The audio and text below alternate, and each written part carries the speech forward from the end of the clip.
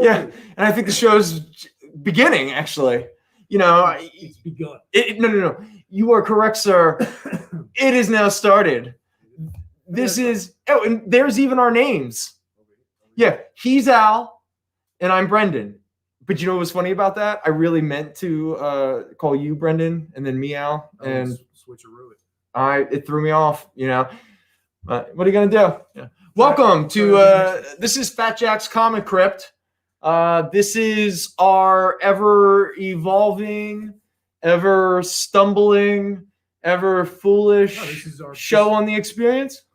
This is our peak. We're peaking already. This is our best show so far. Oh, okay. Is this like 2:30 in the morning and you're in the bathroom looking in the mirror peeking, or this is like creative social peeking?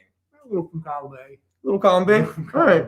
Because there better be a little from B. Because then what's the whole point of this all, right? Well, I guess we'll see. Yeah. We got an hour and 2 hours. We have 2 hours. Yes. Thank you. 2 hours you all have to put up with us. Well, we don't want to bore you too much too early because, again, we have plenty of time to BS. Again, I'm trying to get better at not cursing. So I guess the first thing we're going to do is just get the business out of the way. Lisa's in the chat. Oh, hello, Lisa. Thank you very much for following us over to the experience and checking us out. Mr. Lime as well is in the chat. Word man. So welcome back, everybody. Thank you. This is all going to be a bit repetitive for anybody that was watching our Facebook show. A little bit, we're still trying to figure out how to create a beautiful creative synergy between two shows that weirdly butt up against each other and not in a fun Requiem for a Dream way. Zanin is in the chat. And he wants to see some paperbacks, and we're going to get. He is going to see some paperbacks, that's for sure. Okay, so let's get some business out of the way real quick. Obviously, as much as Al and I just want to hang out here and just talk about comic books, we're also going to try to sell some comic books. As usual, we're going to have some different spotlight books. We're going to rotate throughout the show. We have our bundles like normal. Maybe we'll do a lightning round here or there. Maybe we'll do some more $5 variants. Excuse me for clapping so close to the microphone. But anyway, we'll just kind of figure it out. As anyone who's watched us before, we kind of make this up as we go. But one thing is that with the idea of trying to sell books is the mechanical function of actually letting us know which books you want to claim and how we can get them to you. So with that said, anyone in the Philadelphia area that has access to our Philadelphia shop here in Center City on 2006 Sansom Street, we will hold any books that you claim this evening or anything that you claim, and you can come pick them up. Obviously, like we've talked about in the past, we kind of hope to see you within maybe like 2 weeks of the show that you claim the books. If not, let us know if you want us to keep holding or not. So just give us a call. It's not. It's not a problem. We're not going to hold it for whatever reason. You don't. Yeah. Want to, But we don't want to keep things on hold forever. All right, that's all I want to say. All right. You can also hit us up at our Jersey shop over on White Horse Pike in Oakland, New Jersey. We'll obviously ship those books over to that shop, and you can pick them up there. Now, if you're not in the Jersey or Philadelphia area, obviously we're going to ship some books. Now, that is a little bit more complicated, and I'm not going to let my paranoid side become thrown off by the fact Al is laughing, and I desperately want to know what is so funny. Well, your shirt and my hoodie have both been claimed. Oh, excellent. It's happening again. Yeah. It seems Mr. Williams likes to claim our clothes. Mr. Williams, do you want us to take our shirts off? Is that what the thing is? I mean, like, you really don't. You don't. I mean, the only time I work out is when I'm like, I can't sleep at night and I'm really drunk. And then I start doing pull-ups for no reason. It's insane. I'm like Charlie Sheen. I'm 2.5 Men, except without any money. Shout out to Sophia in the chat as well. Hello, Sophia. Joining us for the first time. Excellent. Beautiful name. And Zanin is going to jump in. So when we're finished talking business, Zanin would like to know the grade on the Green Lantern. Okay, yes. Please, no claiming. Let's just do this business stuff because we also have to talk about a little thing that was brought to our attention earlier. Yes. Obviously, with the experience, and Al, step in. There's multiple chats on different platforms. Yes. And those chats don't know what other chats are doing. So if I apologize if no one can hear me. supposedly, like if you're in a YouTube chat, you can't necessarily hear the Facebook chat. Where you can't see. So if someone claims a book YouTube-wise, maybe a Facebook customer doesn't see it. Okay. And so that was throwing off the timing on some purchases. This was brought to our attention this afternoon. So honestly, this is more just kind of letting everybody know of the system we have working here and what we're trying to deal with. And we're really not trying to overlook anybody. And also to Kyle, just to bring it to your attention as well. Yeah, so we're just trying to be fair. We don't want anyone to miss out on anything that they really wanted, all that kind of fun. We genuinely don't really know how to go forward with it. Like if two people claim the same book at the same time, do we start a duel? That'd be kind of cool. That would actually be kind of like a Wednesday afternoon fist fight. Oh yeah, or like a trivia duel and see which rogues gallery is the best. How many can you name? And the moment you can't name one, you're done. It's over. That's comic book style bro downs. Shout out to Contrell in the chat. Contrell, who's endorsing Primos for some reason. So thank you, Contrell. We're quickly creating inside jokes, aren't we? It's all over the place. Anyway, real quick, back to business before we completely lose the track and we're already in a commercial break. Yes, so anyone who needs to ship books, we obviously need to get contact information and we need to figure out payment, all that kind of stuff. So right now, we do have our Facebook page. That is facebook.com/ it's the Fat Jack's Comicrypt. The Facebook page comes out. You can email and you can direct message Eric there. Yes. But we also, I don't know if it's still around, but Kyle threw up this website at one point, which I think was like a portal to be able to maybe email. There we go. Yeah, to email Eric or what have you. So yes. So please. Hit us up, let us know your contact information. We want to get these books to you as easy as possible. I need to discuss more about shipping costs a little bit for right now, and I'm going on information that's the same information that I've had for a few months. I don't know if anything's changed, but it seems like $7 is sort of the shipping cost. But we're going to. Oh, is it picking up the mouse? Yeah, it's picking something up. Okay, I just did it so you could hear Al a little bit better. We got mics on laptop. What's on laptop? You turn the mic on my laptop. Oh, okay, all right. Well, let's move on because now I'm completely. It is. I talk softer and softer and softer. Yeah, why? What's happening to you? I just kind of. And I get more and more manic, and people they say it's because of certain substances, and I wish those substances were in my system. I mean. So we do have an answer to that question that we're talking about. Okay. So all of the calls are timestamped in the experience system. So Kyle has access to whoever claimed the book first and will pop it up on the screen. Okay, so how would we address it? It doesn't matter. They haven't figured it out. It's all good. Yeah, we're good. All right, so so to the customer that brought that to our attention, I hope that answers your question. Okay, so there is some level of fairness built upon timestamps. Yes. Which is how most people are going to probably go to jail in the future. Because there's a lot of timestamps to your videos and your photos and all this social media. Anyway, is there more? We talked about the $7 shipping. We will combine all the orders, purchase, and keep shipping costs low. Yes. We do have a phone number, 215-963-0788. 963-0788. Yeah, there it is. They threw it up there. You can give us a call. We're very open, not only to taking orders, but to answer questions. But again, like we said earlier in the local show, if you do begin to prank Al, he will tear the phone off the pole here. But before he does that, he will stop the live feed. So you won't even get the pleasure of watching him lose his mind. That's right. Yeah. Because he's at least smart enough to stop the live feed before he has a nervous breakdown, unlike the possibilities of my own. Joke's on you. Okay. Let me think. Is that businessy? That's businessy enough. Okay. All right. If anybody has any questions, please, in the chat, just feel free. Anything you want to claim, let us know in the chat. Then we'll address it when you do. Of course, yeah. We'll try to keep up with that. Every time something's claimed, we will try to vocalize that. Yes. Cool. I already kind of talked about some of the stuff we will talk about. How much time do you have before the first break so we can see what we really get into? I think we got about 20 minutes. Good, 20 minutes. Okay, so we have a nice little segment. So we're going to talk specifically about some heavy hitter spotlight books right now. All right, so Al, I'm going to need you to grab some notes.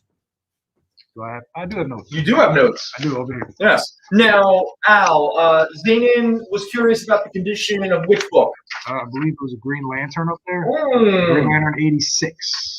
Green Is it Lantern. 86 or 89? Is it? No, it's 86. 86. So that's the one. This is, with its counterpart, issue 85. These are the famous drug stories. Not just the drug stories, but the drug covers. The very famous one is the issue right before this, 85. That's the issue of Green Lantern shaming Ollie for his ward being a junkie. And obviously it's a bunch of white dudes blaming each other for mental illness and addiction and problems and not actually communicating with one another in a healthy, appropriate, compassionate way so everyone can get the help they need. Again, this was 1972. What was the year of this book published? 1971. 1971. That guy, Denny O'Neil and Neil Adams. Yes, these are famous. Now, the condition is very fine. This is a gorgeous copy. This is thanks to our Fifth Dimensional Imp CD. He always comes through wherever you are in time and space, buddy. Cheers. But here we go. It's a very fine copy at $80.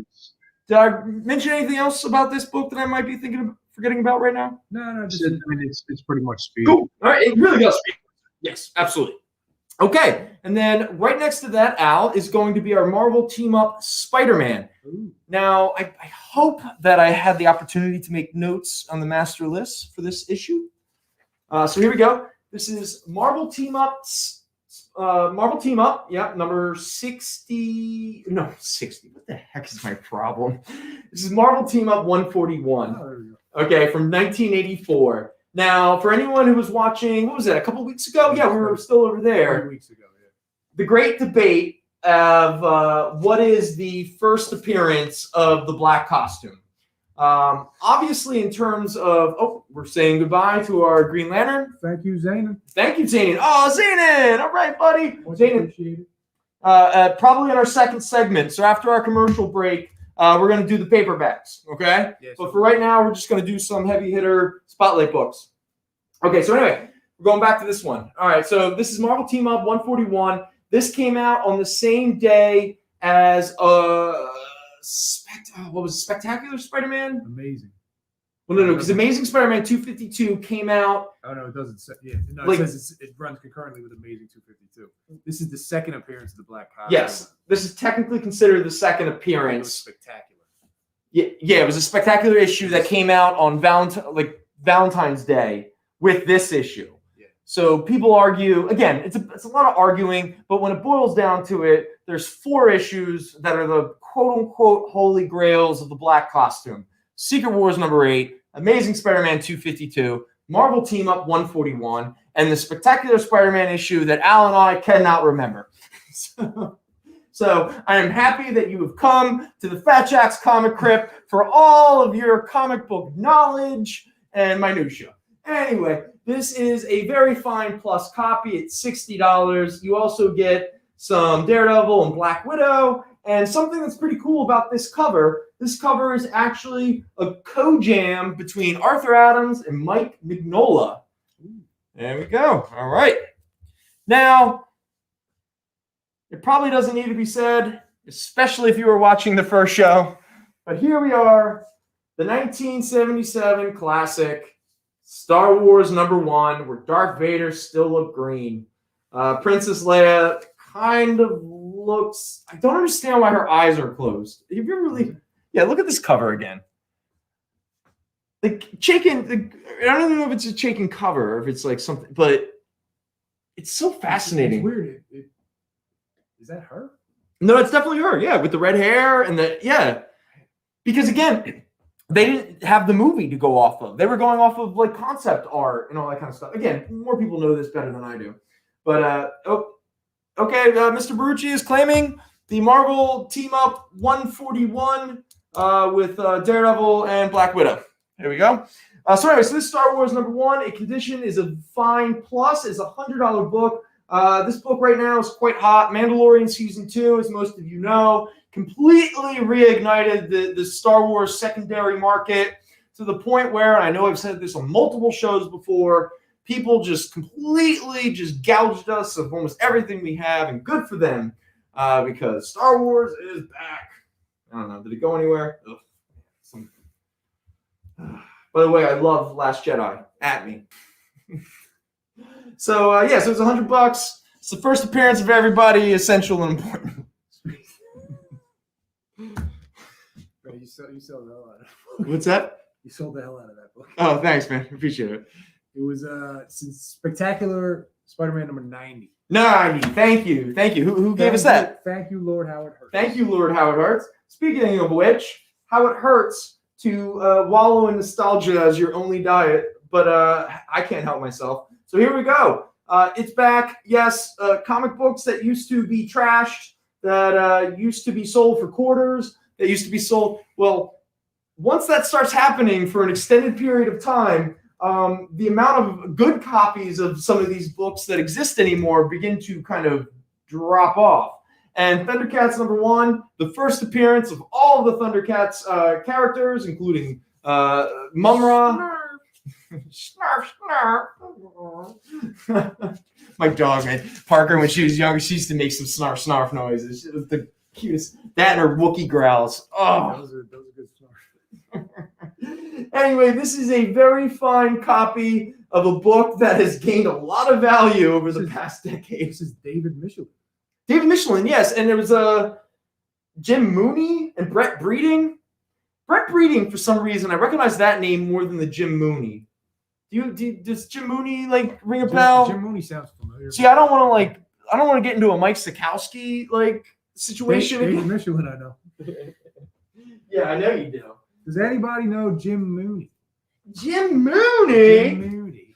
Okay, so here we go. This is another nice little spotlight book we got here. Mr. Williams, I see that you swapped in the chat. Don't you worry about it. What's wrong? We okay? Yeah, he went to YouTube. Oh, nice. He's coming. He's I don't know. He switched for some reason. I don't know. Supposedly, people said the YouTube is Contrail said Last Jedi. Wow. Yeah, Contrail.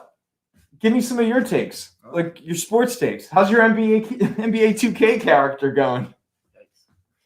Are you still? That's rough, man. Are you still pulling down 28 boards a night, but yet getting 1 point from your terrible one free throw? Back to comics. Spider-Gwen, #1 from 2015. It's a very fine near mint copy of a 2050 Paris Comic-Con variant edition. Oh my God! I just had this thought. You know how I got this book? No. It's scalp #1 all over again. I can't believe we were just talking to Trell, and then I brought this book up. A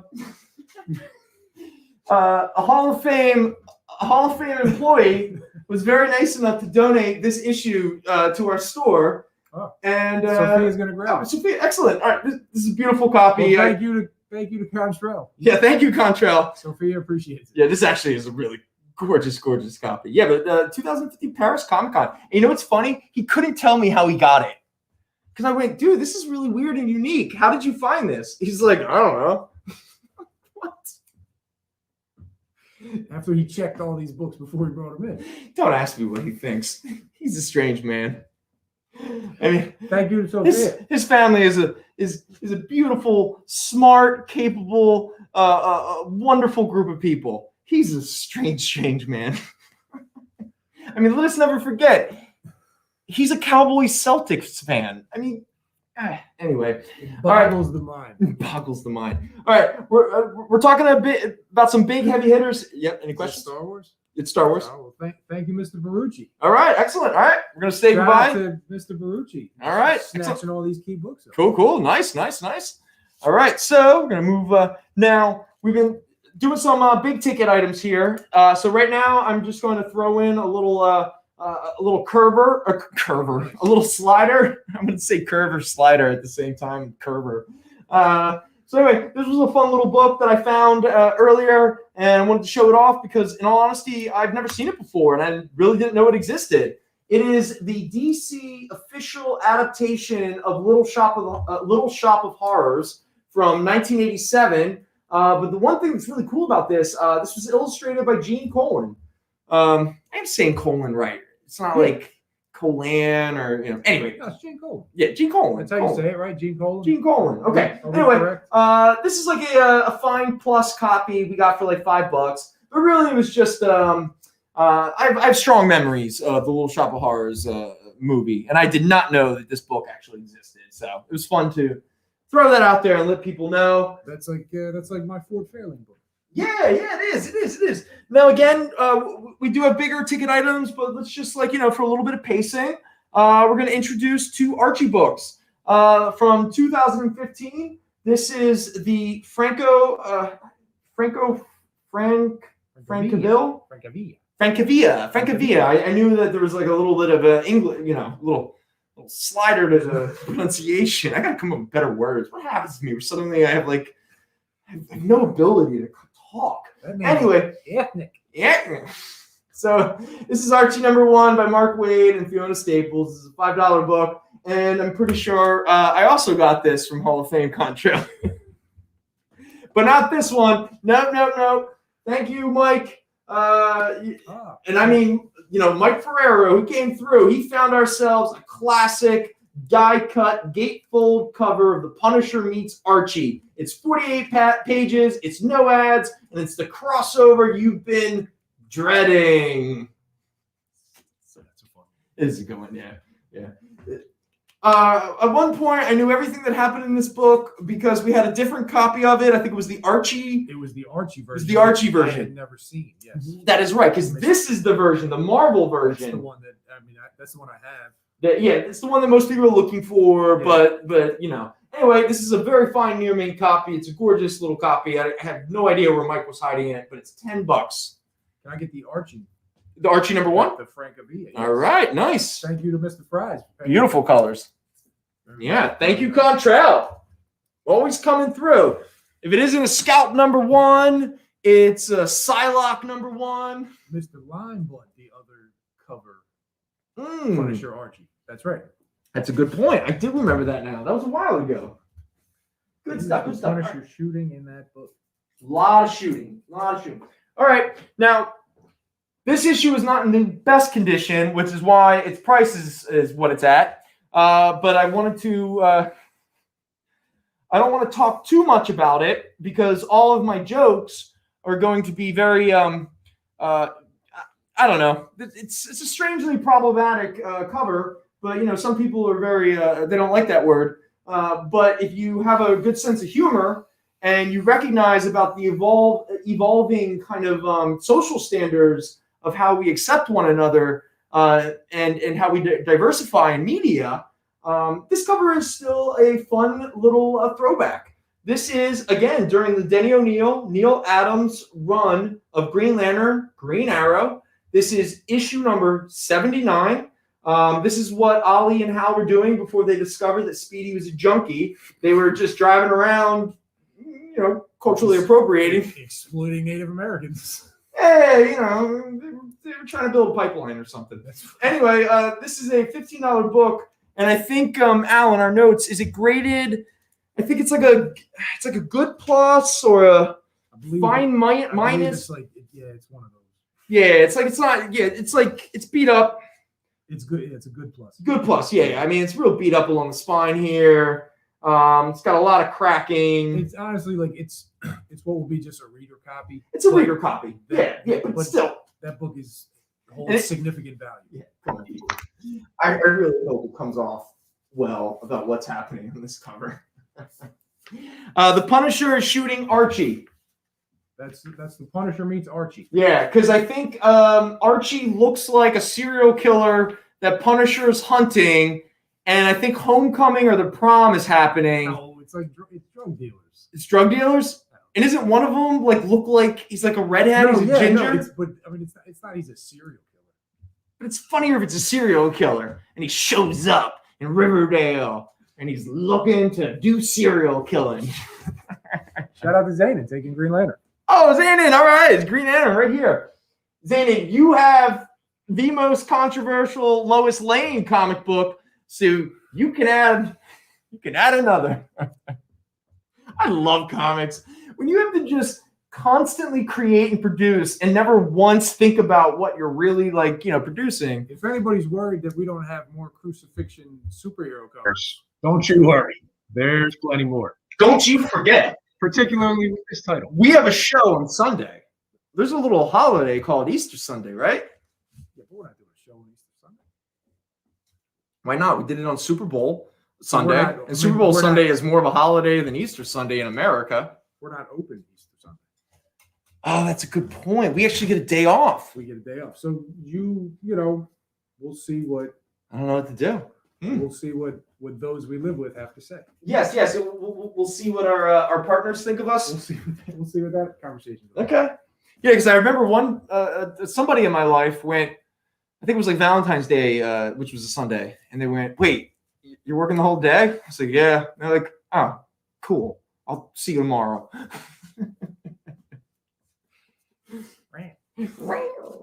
All right, what do we got here? All right, the first one we're going to do is more of the big ticket item. This is Tales of the Teenage Mutant Ninja Turtles, number 6, the first appearance of Leatherhead, wraparound cover by Eastman and Laird, but I think the actual issue was illustrated by Ryan Brown. Is that the Tales of the Teenage? Oh, it's on the tail. Yeah, Tales. Alphabet. Is this list alphabetical? Alphabetical now. Every time. Somebody spends a lot of time and effort. What issue number are we talking about? Issue number 6. Number 6 is Ryan Brown. Ryan Brown. Okay, excellent. Actually, Ryan Brown did all of them. Oh, okay, the whole series, and we do have a few issues from the series, but this is like this is one of the big ones. The other big one is the first appearance, I think, of Rat King or something. Regrettably, we do not have that. Anyway, this is a very fine plus copy at $40. Who's Leatherhead? Leatherhead is the big, he's the big, strong. He's like the crocodile guy? Yeah, and they made a toy off of him. The moment a character gets a toy figure in the Teenage Mutant Ninja Turtles, you are now canon. They had a good rogues gallery. The Ninja Turtles. Ninja Turtles? Name me some that isn't Shredder, the Foot Clan, and Krang. Bebop and Rocksteady. It's good. Okay. Leatherhead. Okay. I'm gonna count that one, even though I just learned it. What about The bug guy with the big eyes. Yeah, say his name. Well, the guy with the big eye. Say his name. I just did. And let somebody tell you in the chat. Let's see what the chat has to say. Yeah. Let's see. Yeah, Well, I mean, Bebop and Rocksteady were cool. they were very cool. Yeah, And Shredder was cool. Yeah, no, they had a good rogue gallery. That's true. Those toys were great. In Toys fact, were a lot they're of fun. releasing the toys again, but they're now all in scale to Like each they- other. Like the Masters of the Universe stuff. Mr. Oz, my toy friend. Now he's getting them, and man, I love just looking at them. They're awesome. Does he get one of each? Yeah, Like, of course. I mean, like two of one. Yeah. Yeah, of course. Yeah, he's crazy. Anyway, are we close to a break? Are we like? We're coming up on a break. We're coming up, so like, So we still have a little bit of time. so we still have time. Okay. All right. Cool. So let's throw out. Baxter, stop. There you go. Thank Who told you in the chat? Mr. Hunter. Thank you, Okay. Mr. Hunter. Thank you, Mr. Hunter. All right. So here we go. Now, I'm going to need my notes here. We have Spawn, Fan Edition number 1. Very fine near mint, $10. First appearance of the Norse Spawn. Nordic, the Norse Hellspawn. There you go. Here you go. Spawn, Fan Edition number 3. Very fine near mint, $8. First appearance of Mercy the Angel. I'm not familiar. Who? I'm not familiar with any of them, but right now, Todd McFarlane, I don't know, he like tweeted or like he wrote a letter that somebody posted on every town square in the world that he's going to do an expanded universe Spawn series or book or something.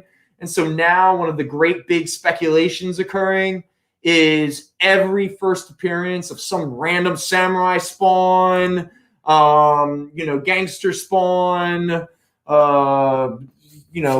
Handmaiden's Tale Spawn, just lots of Spawns. Can I get all those for Mr. Hunter? He beat you out, Mr. Williams. The Spawns. The Spawns, all right? right. Saying goodbye to these Cool. Spawn fan editions. Very cool. Once upon a time, were probably like throwaway comics that he was trying to sell toys with, and now they have value.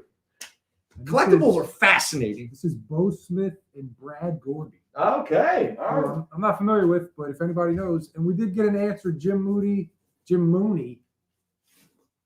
Yes. was a Silver Age artist. Ah, very cool. So there you go. All right. Let's wallow in a little nostalgia real quick before we move on into our first break. And we're going to talk about 2 issues of G.I. Joe, A Real American Hero from 1982. This is issue number 3 and issue number 4. I have no idea if anything significant happens, but they're old, they're cool, they're in great condition. $10, $10. So let's just toss these up here so you can kind of like let yourself wallow. Look at this owl. We have Thundercats, TMNT, and G.I. Joe. No He-Man. No He-Man, no Transformers. So, I mean, there's going to be issues. That's still pretty cool. I don't know. That's a cool lineup. You don't think that's a cool lineup? I would watch that lineup in the afternoon. I would. If like I got home and that was on. I want to see that lineup fight. You know what? I think some corporation should purchase every IP and have them all be in one movie. Well, it's gonna be like a Smash Brothers game. Oh, actually, you know what? That sounds really cool. It's like Thundercats and G.I. Joe. You get to be whoever. Okay. So G.I. Joe, Turtles, Transformers, Thundercats, He-Man. Who else do you throw into that mix? It can't be too derivative. So like no Brave Star, Silverhawks. It's gonna be something unique. What was the Visionaries? Oh, the Visionaries. That's good. The Visionaries, the Centurions, Centauri. the Inhumanoids, Dino Riders. Well, see, I was going to say mask, but then you get the vehicles. That's a whole problem. That's still cool. I mean, Transformers are vehicles. That's true. They can fight the dino. There you go. People, come on, chat. Let's just get a group creative script writing jammer. It's break time, isn't it? We have 5 minutes. We have 5 minutes? What time is it? When do we start late? It's 6:35. We're gonna do break at 6:40. So we don't do a break every half hour? Yes, not. I don't know. Oh, all right. No. I mean, I don't know. I'm trying to be more sensitive to the idea of when the breaks occur. I think maybe. I don't know. Okay. All right. Well, say goodbye. There's a lot of moving parts to the production. Bye, G.I. Joe. Sectars. Bye from Sectars go. Cats. Damn. Bye. Sectars, GoBots, and Micronauts. See, GoBots are derivative of Transformers, so they're out of the Smash Brothers. They got to bring something new and unique. How about the Bionic 6? What about the Rock Lords? Yes, that would be unique. Now, we're also really expanding the parameters, but I'm into it. Like, let's get Ultimate Smash Brothers. Let's get every cartoon from like the 70s and 80s and just smash them all together. Smash, smash, smash. All right. Let's see what else we got. What else do we have, Al? What else do we have, Al? What is what? Hey, everybody! Look, wait, no. What does everybody want to see? I have. Who knows? They don't know what they want. Let's see what we got. People were watching WandaVision. I have 2 issues that are very important to Vision and his origin. It's Avengers 134 and it's Avengers 135. That's $16. That's $12. And they're all about how the Vision used to be, well, he didn't really exist. Do you know Bionic 6? Yeah, Bionic 6. What was that? Okay, it was the family, and they had like each one of the family members had some body part that was bionic. And they were made out of die-cast metal in terms of the toys, except whatever body part would have the bionic would be like see-through or something.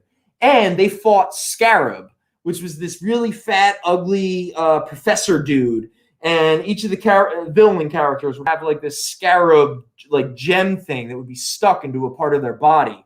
And like, I think like the mother had like the teenage girl or the mother had like fast like they had like cybernetic legs, yeah. And like maybe like the son had like strong arms, and like I don't know, somebody had like, you know, kind of like a cybernetic colon where he could like shoot into the sky and like, you know, fly. Is there a cartoon for it, or is it just a toy? No, it was a cartoon. Yeah, it was. Yeah, I think it was like late 80s, like more like in the 87 to like 90 range. Shout out to Mr. Williams. I'm not familiar with it. Yeah. Bionic 6, man. Those toys were great. I mean, they were die-cast metal. Those things were dangerous. you can like really hurt people. You know. Oh, someone take it? Thank you, Mr. Barucci. All right. Leave it to Mr. Barucci to buy books while we're talking about toys. Yeah, nice. Bringing us back on track. Back on track. Oh, Al, I don't even know. I mean, what is there to talk about? If not Captain Marvel, number 50. Yeah, first appearance of Dr. Minerva. Yeah, that's right. 1977. It's $12. I don't have my notes handy. Actually, they're like kind of right here. I could just grab them. My apologies. No, that's right. What do you got, Captain Marvel? Captain Marvel number 50. It is the first appearance of Dr. Minerva. Captain Marvel is fighting the Avengers and Crimson Dynamo or Kree Sentry. And he's also referred to as the new Captain Marvel. I would love to just. They just throw that up there. What is this, number 16? Number 50. Number 50. Yeah. Oh, there we go. First appearance of Dr. Minerva. Captain Marvel and the Avengers fight the Super Adaptoid. That's who that is. It's a Scott Edelman, Al Milgrom. Okay. Nobody who is known for doing Captain Marvel. No, it doesn't seem like it. But still, first appearance of a character who technically did show up in a Marvel movie. What was the grade that I had at? It's priced at $12. It's a very fine plus. Very fine plus. That is a nice copy. Very fine plus. And we'll get that. Mr. Hunter, I see you in the chat. I'll take care of that. No problem. Oh, anything we need to do, or just something you take care of? No, Mr. Williams is taking one of those spawns. Oh, okay. Excellent. All right, we'll work that out, guys. Yeah, no problem. Yeah. You want to stick with some Avengers? No, we did this before. Okay. Ooh, okay. I didn't get a chance to roll this one. Did I throw this one out last week? I think it was up. I don't think we talked about it. We didn't talk about it? No. Oh, no, we did, because I mentioned, well, it's got the big hole It's got the big hole in it. Okay, I already did that one last week. Yeah. It's a cool book, Black Flag. So they're up there. Yeah, I mean, it's only $6. I mean, come on, man. Just pick that up just to have a nice little. Just pick it up. Just pick it up. Oh, okay, here we go. I forgot about this one. Marvel Age number 41. The Stan Lee book. The Stan Lee issue. $24. Now. So this is with the photo cover, yeah? Yeah, the photo cover with like the collage in the background, the return stand soapbox.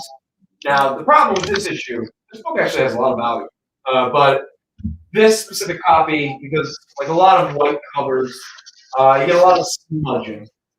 This one is no different. Now, everything else about the book is gorgeous, nice sharp edges, the inside pages are nice, but again, you get just this weird, kind of just smudging. So, Al, did I mark a grade? Or if you're doing something, I don't want to. No, but it is $24. I think it's like, I have it in like a fine plus, maybe a very fine minus. It's a fine plus.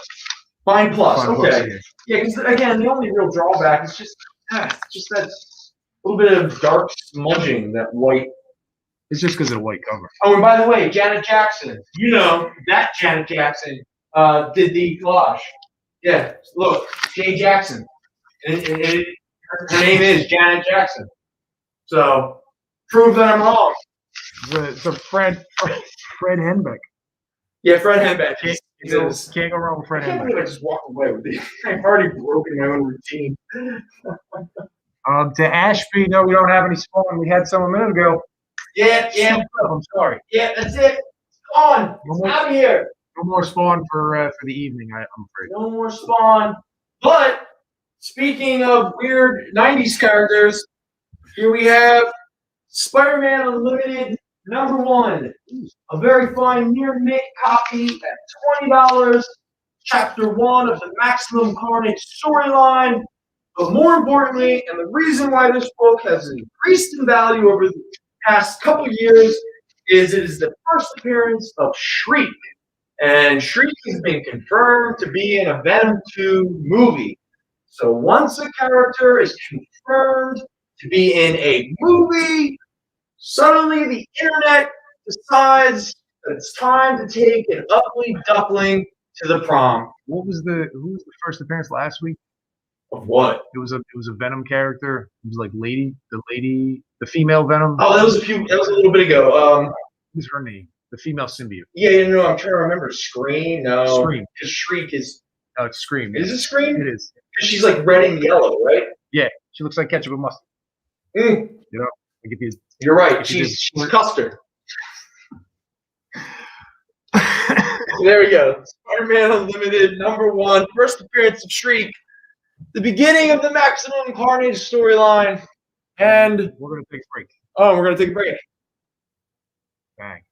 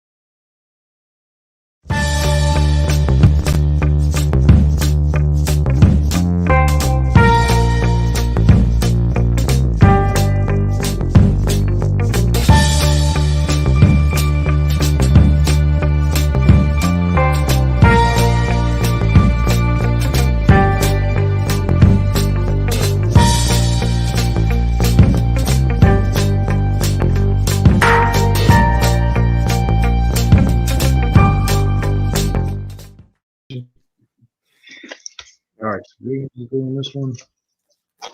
And, I appreciate those two things. Yo, what's up, people? Oh, hey, How you doing? We're back. we're I mean, we weren't paying attention, we're here. but we are here. We appreciate you guys being here with us. And I hope, Zanin, you're still in the chat because I did tease and promise we were Finally doing these paperbacks at the top of our second segment, and that is what we are doing. So you all good, Al? I'm good. So we're ready to just sort of We can just jump in with both feet. all right, because I'm gonna need help with these. We didn't have enough time to truly. That's cool. I did these with our new employees, so You're right. So there we go. So I'm going to lean into your expertise, Al. Oh god. So let's hold that one off for a moment so we can pull that out with that bad boy there. Absolutely. All right, cool. So let's start. So this first one, Al, Avengers: The Origin of the Vision. This is an actual novel? No. No. So none of these. So we don't have the novel version. Oh, that was taken by somebody taken. bought that already. I keep. So what these are. I mean, it's hard to describe without popping one open. Essentially, these are just the issue. Like you get the Vision's origin, but they're kind of cut and pasted to fit the page. So it's panels from comic books. Panels from the comic book, and you're getting. I'm assuming the full comic book. Like I don't think they cut anything out, but you get like 2 or 3 issues in the book, 5 issues depending on which book. Do you think that's a Joe Jesco cover? The great thing about a lot of these, and we'll show them off in a moment. A lot of great covers. I mean, look at these are all the different these glare, but like different characters. The condition on all these is yeah, fine, very fine. But some of these have value, like that event, Origin no. of the Vision. That's a $15 book. No, they definitely have value. Yeah, we have Dragon Slayer, the official Marvel Comics adaptation of the spectacular Paramount Disney motion picture. Look at that, Dragon Slayer. If nobody remembers Dragon Slayer. $10 book. Once the skies were thick with them, magnificent hornbacks, leather wings soaring in the hot breath of the wind. Now only one dragon remains, and it has grown old and spiteful. It's gonna be us, dude. It's a bit old. Yeah. So here we see go. See if that kind of So hard we're kind to of really. looking at colored, sort of cut and paste panels from the comic books to sort of create illustrated novels. I mean, look, Stanley presents it. Stanley presents it. It's gotta be good. So Yeah. none of these are original stories. These are all just reprints Yeah. of old Silver Age Marvel. Like here we go. Fantastic Four, the collector's album. They're in. The new groovy something superheroes with superpowers. It's the Playboy of comicdom. At one point, someone wrote that the Fantastic Four comic book was the Playboy. And just so we're clear, they were referencing the Playboy magazine. The Playboy of comic bookdom. I don't know what happened to the picture. Oh, do you lose it? No, it got kind of blurry. It got blurry? Yeah, I don't know. Sorry. You need to refresh your page. I do? Is that all That's right? So says the chat. Okay. I mean, so says the producer chat. Okay, so we will refresh the page. So we're gonna refresh the page. Excuse us.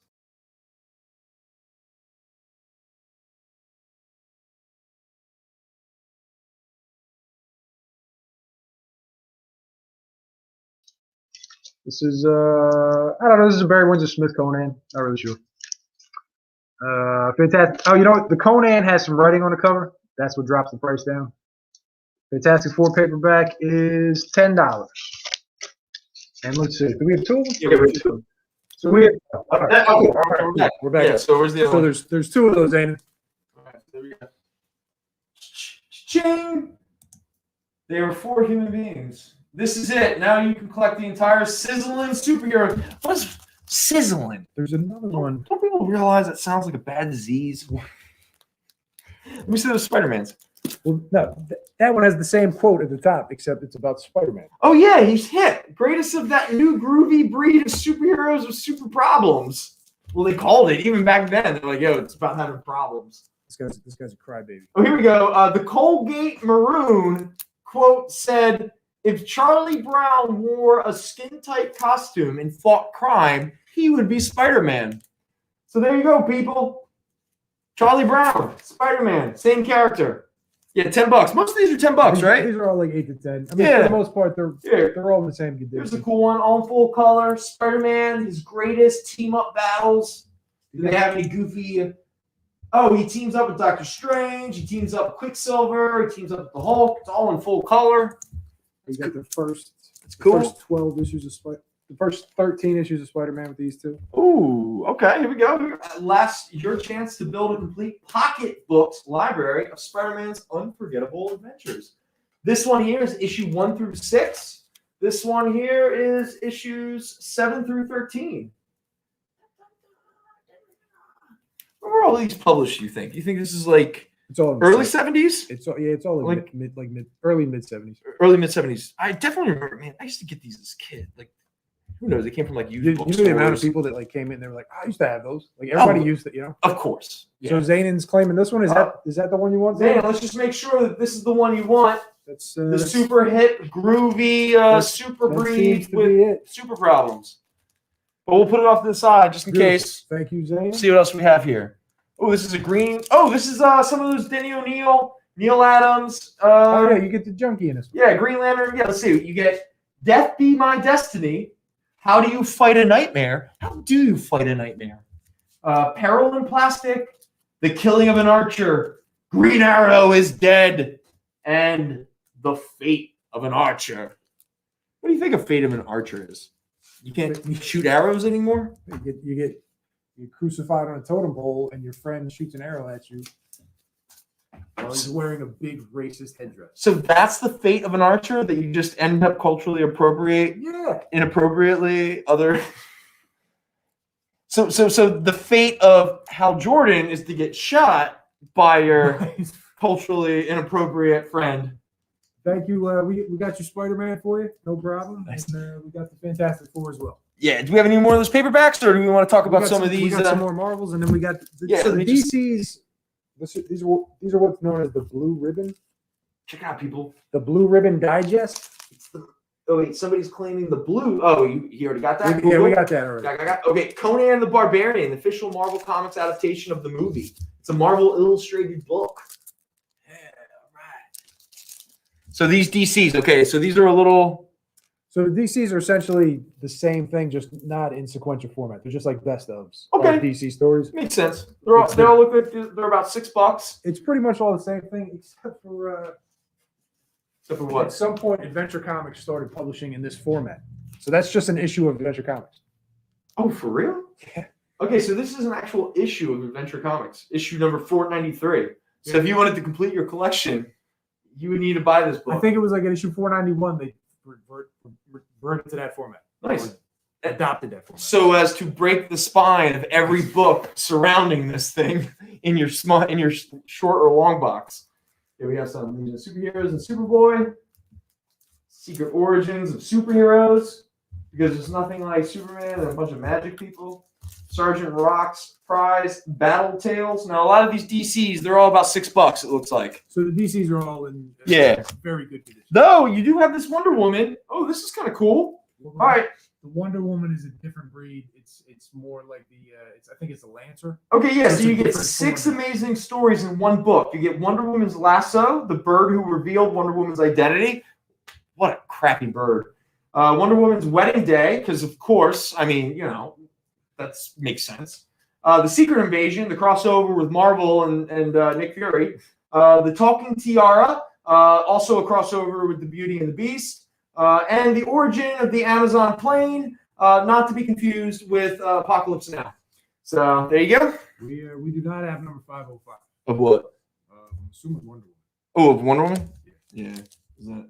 All right, but this is one that we want to show people off because this one actually genuinely has some value.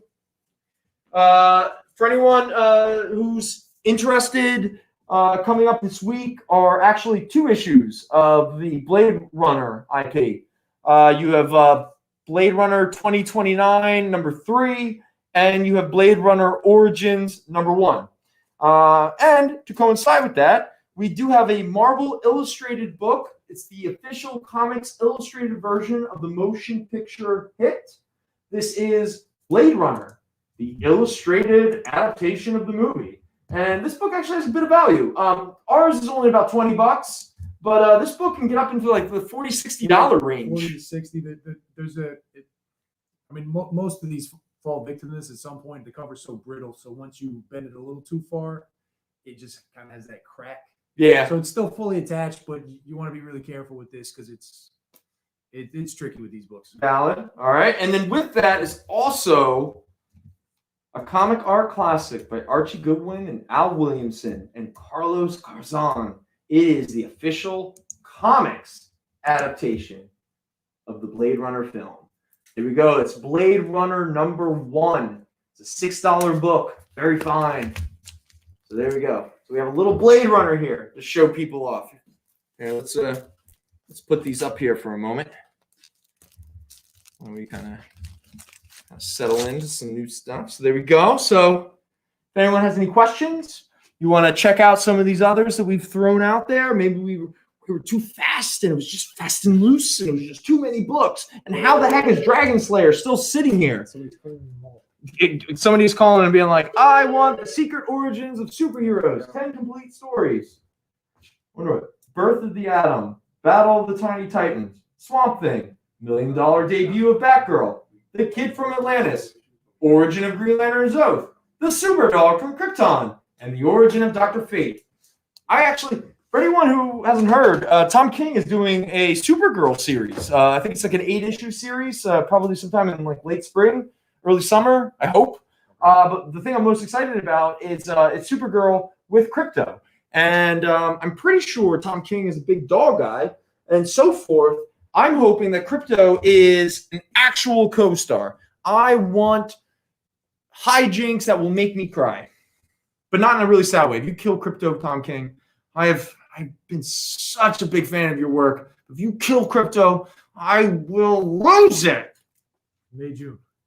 May, June? So safe, Kyle. Oh, thank you, Kyle. Appreciate it. Are you enjoying Tom King's Batman Catwoman? I love it. Really? God, I love it. No, dude. His entire Batman run, and I never thought, I loved Morrison's Batman run. It was the top tier. But there's something about Tom King's Batman run that so much of it has to do with his characterization of Catwoman. And pretty much for anyone who's reading the Batman Catwoman book, Catwoman is the main character. You know, Batman in a way sort of just kind of represents, well, no, I don't want to like teach their own. You have your own interpretations and everything. But I think it's just spectacular. But a lot of people have issues, you know, because with the run or just the Batman Catwoman. I think Tom King's writing, I think it's like Morrison. It's like someone recently told me how most of their work is confusing. And I understand that it's confusing for you, but I'm not confused by it. Like, I mean, you know, different strokes for different folks. Exactly. There's enough of this for everybody. But, you know, like today I was listening to a podcast and they claimed that E.T. was overrated. Listen, it's like the Kirby debate. You cannot like it. You cannot like feel that the movie grew with you, but the term overrated is very loaded. But that's besides the point. Let's move on. What? You think it's overrated now? What, E.T.? Yeah. I'm going to be honest. I'm not a big E.T. fan. Well, you know, I don't want you to be honest. Why don't you keep your... Don't you remember? We're not allowed to share opinions, right? So you keep your opinions to yourself. I mean, I think, you know, the movie's, 40 years old? I can voice... 40 years old? How old do you think we are? When did E.T. come out? Like 82? 80. Did you play the Atari game that's now infamous? No, I never had. No, you never had that? No. That was not your experience? I know the tale of it. You know the tale? Yeah. Did you watch the documentary? Isn't it buried in the desert, like by Area 51? Yeah, something like there's that. a Yeah. bunch of them buried. Yeah. So, something akin to that. Yeah. All right, everyone. Let's step into some more. You want to do some bundles? Yeah, sure. Why not? Okay. Well, I'm going to burn through some bundles here of a series that we have. If anyone is not familiar, do you think E.T. was better than The Last Jedi? that's not fair. That's Okay. How about this? E.T. Shout out to Mr. Hunter who's never seen E.T. It's okay. I mean, you're not missing out. Again, all right. So this person claimed that nothing happens in the first 45 minutes. What are they talking about? It's all about divorce. It's all about the loss of a father figure, which was so prevalent in the 80s, the 70s, all that kind of stuff. Spielberg was obsessed with the fact that like his parents broke up and stuff like that. It was him working through something. You know, you've got an actual single mother that was barely holding it together, but at the same time wasn't some depressed, crazy, insane woman. She was actually like representative of like single moms of the early 80s. You know, these kids that sort of had to like watch themselves and everything. You're building a world and you're kind of like creating the emotional resonance of what they're experiencing. So then forth, when the sci-fi stuff starts to kick off, then it gets really exciting. But this whole idea that nothing happens, I mean, what movie are you watching? All right, so anyway, Fables. Bill Willingham and Mark Buckingham, they created this series in the early 2000s. Early 2000s. So I have an entire box here of almost the entire run of Fables. Okay, so I'm not going to really talk about it way too much. I'm just going to kind of roll through it, let people know. But in all fairness, I don't have the complete series. The first, what I refer to as chapters, yes? After you've done these bundles, we're going to do a quick break just as far as the tech. So because we're still having issues? No. But I think we just need to do some diagnostics. Got it. Understandable. So after these, we'll just hit something. Okay, so we're going to run real quickly. So I've broken up all the bundles into what I consider to be the main sort of story arcs. So we'll roll with this. Okay, so the third story arc. The first two we don't have, and we don't have the last one. All right. So boom. This is chapter 3. This is the storybook Love. It's a $12 bundle. I'll tell you the retail price. I'll let you know. You're getting these books for super, super cheap, okay? This is chapter 4. This is the March of the Wooden Soldiers. This storyline is actually really awesome. This is $13. Here you have chapter 5, The Mean Seasons. This one is $8. Then we have Homelands. This one is $12. All right, next up, boom. Now we're good. The next, what, is something fixed? No, we're going to take a break. Oh, we're going to take a break already. All right. After that. Yeah, we're good. We're taking a break. Okay, cool. Break.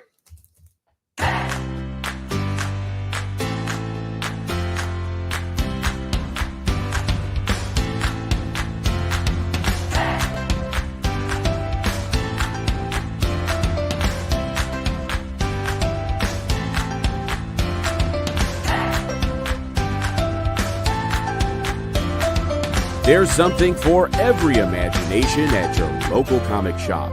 Visit ComicShopLocator.com to find a store near you.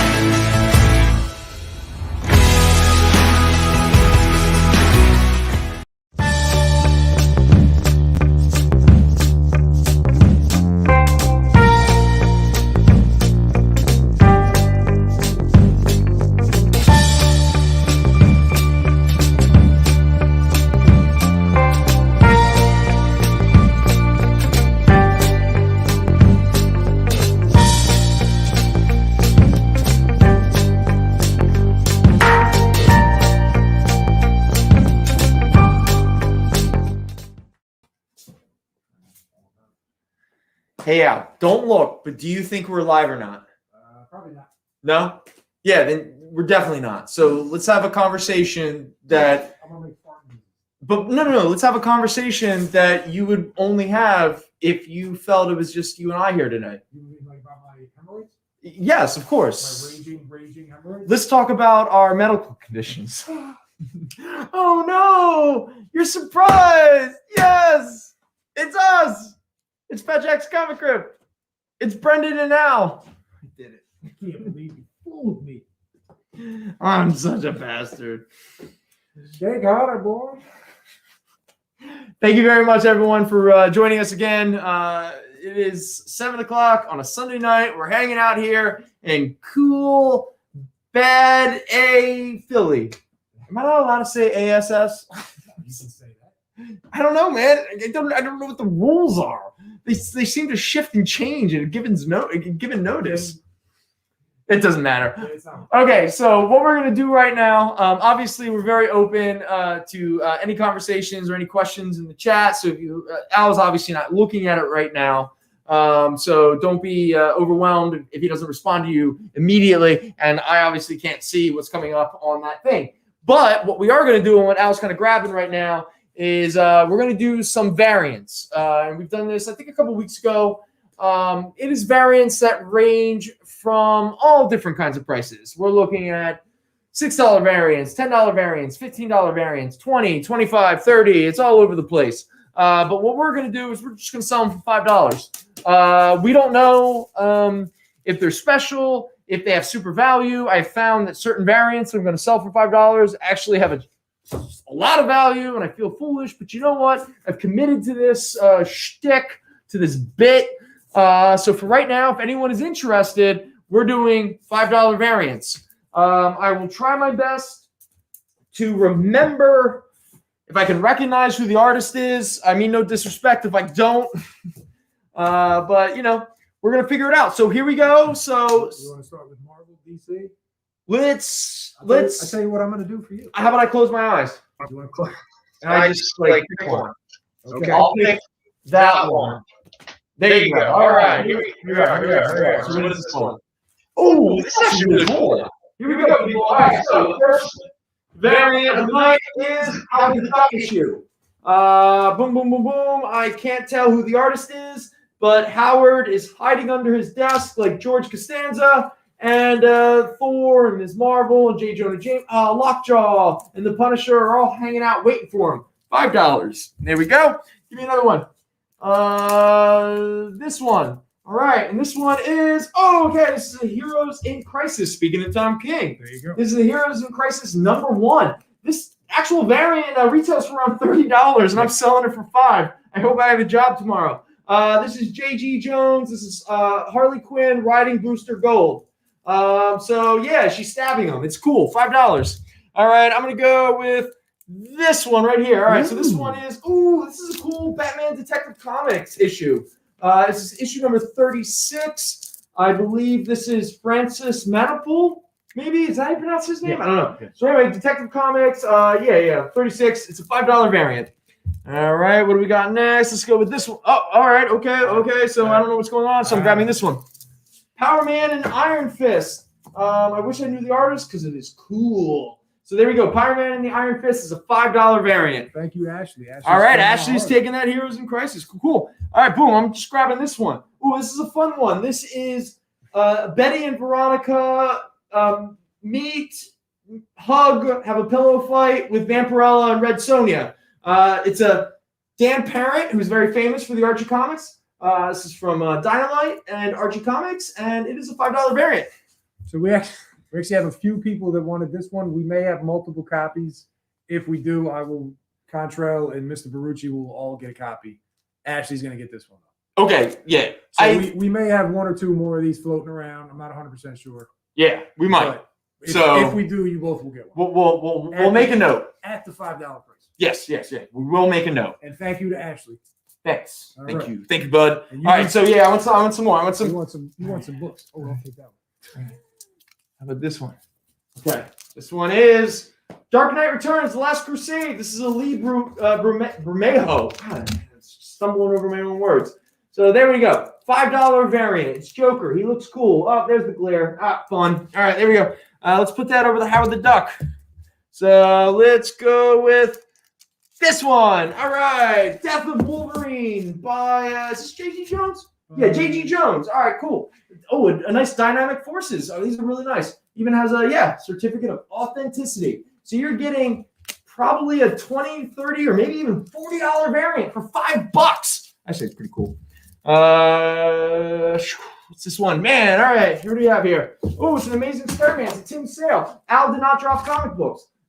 It's Amazing Spider-Man number 3. I have no idea which volume, which run. I just don't know. But it's Tim Sale, and it's $5. All right. Let's go with this one. All right. What do we have here? Boom, another Detective Comics. This is, Tim Sale again. But it's his blue period. So that's Detective 37. It's Francis Manapul, all that kind of stuff. But yeah, Tim Sale, you're there for the variant. So boom, it's $5. Let me not just. Thank you, Mr. Hunter. Oh, Mr. Hunter, excellent. Enjoy. Oh, wait. All right, people. Someone was waiting. So here we go. It's America number 8. There's her beautiful face just staring back at you with the cool hair. It's the beginning of the Exterminatrix storyline. It's a $5 variant. All right, let's go with the far left. It is Tales of the Reanimator. All right, I have no idea who the artist is, but it's black magic and secret cults and mad science, and it's number 2, and it's $5. And Mr. Williams is going to claim the America. Oh, excellent. There you go. Thank you, Mr. Williams. Thank you, Mr. Williams. As always. All right. You got some winners in this one. Do I? Let's go. Yeah, do that. Let's go with this one. Oh, All right. What is this one? This one is Red Sonja, Age of Chaos. It's a gorgeous cover. Is that Art Germ? I don't even know anymore. I apologize. I think it is an Art Germ cover. But it's a really nice cover. But it's $5. It's cool. So there we go. Put that over that one. So there we go. All right. Revolution. It's Rom. He's fighting an alien. It's $5. All right. What's up next? There we go. What is this one? It's Scarlet. Scarlet number 2. It's a Michael Avon Oming cover. It's $5. All right. I think I'm going to pick this one. And this one is FF by Scotty Young. I love that cover. It is a good one. Yeah, it's very topical. And it's $5. All right, what do we have here? Boom. See. Ooh, it's another Fantastic Four. 644. I'm not exactly positive who this artist is, but it's gorgeous. It almost looks like a little bit of a Stuart Immonen. Mike Ware? No, I don't know. But it's a $5 Sue Storm. There we go. Nice. All right.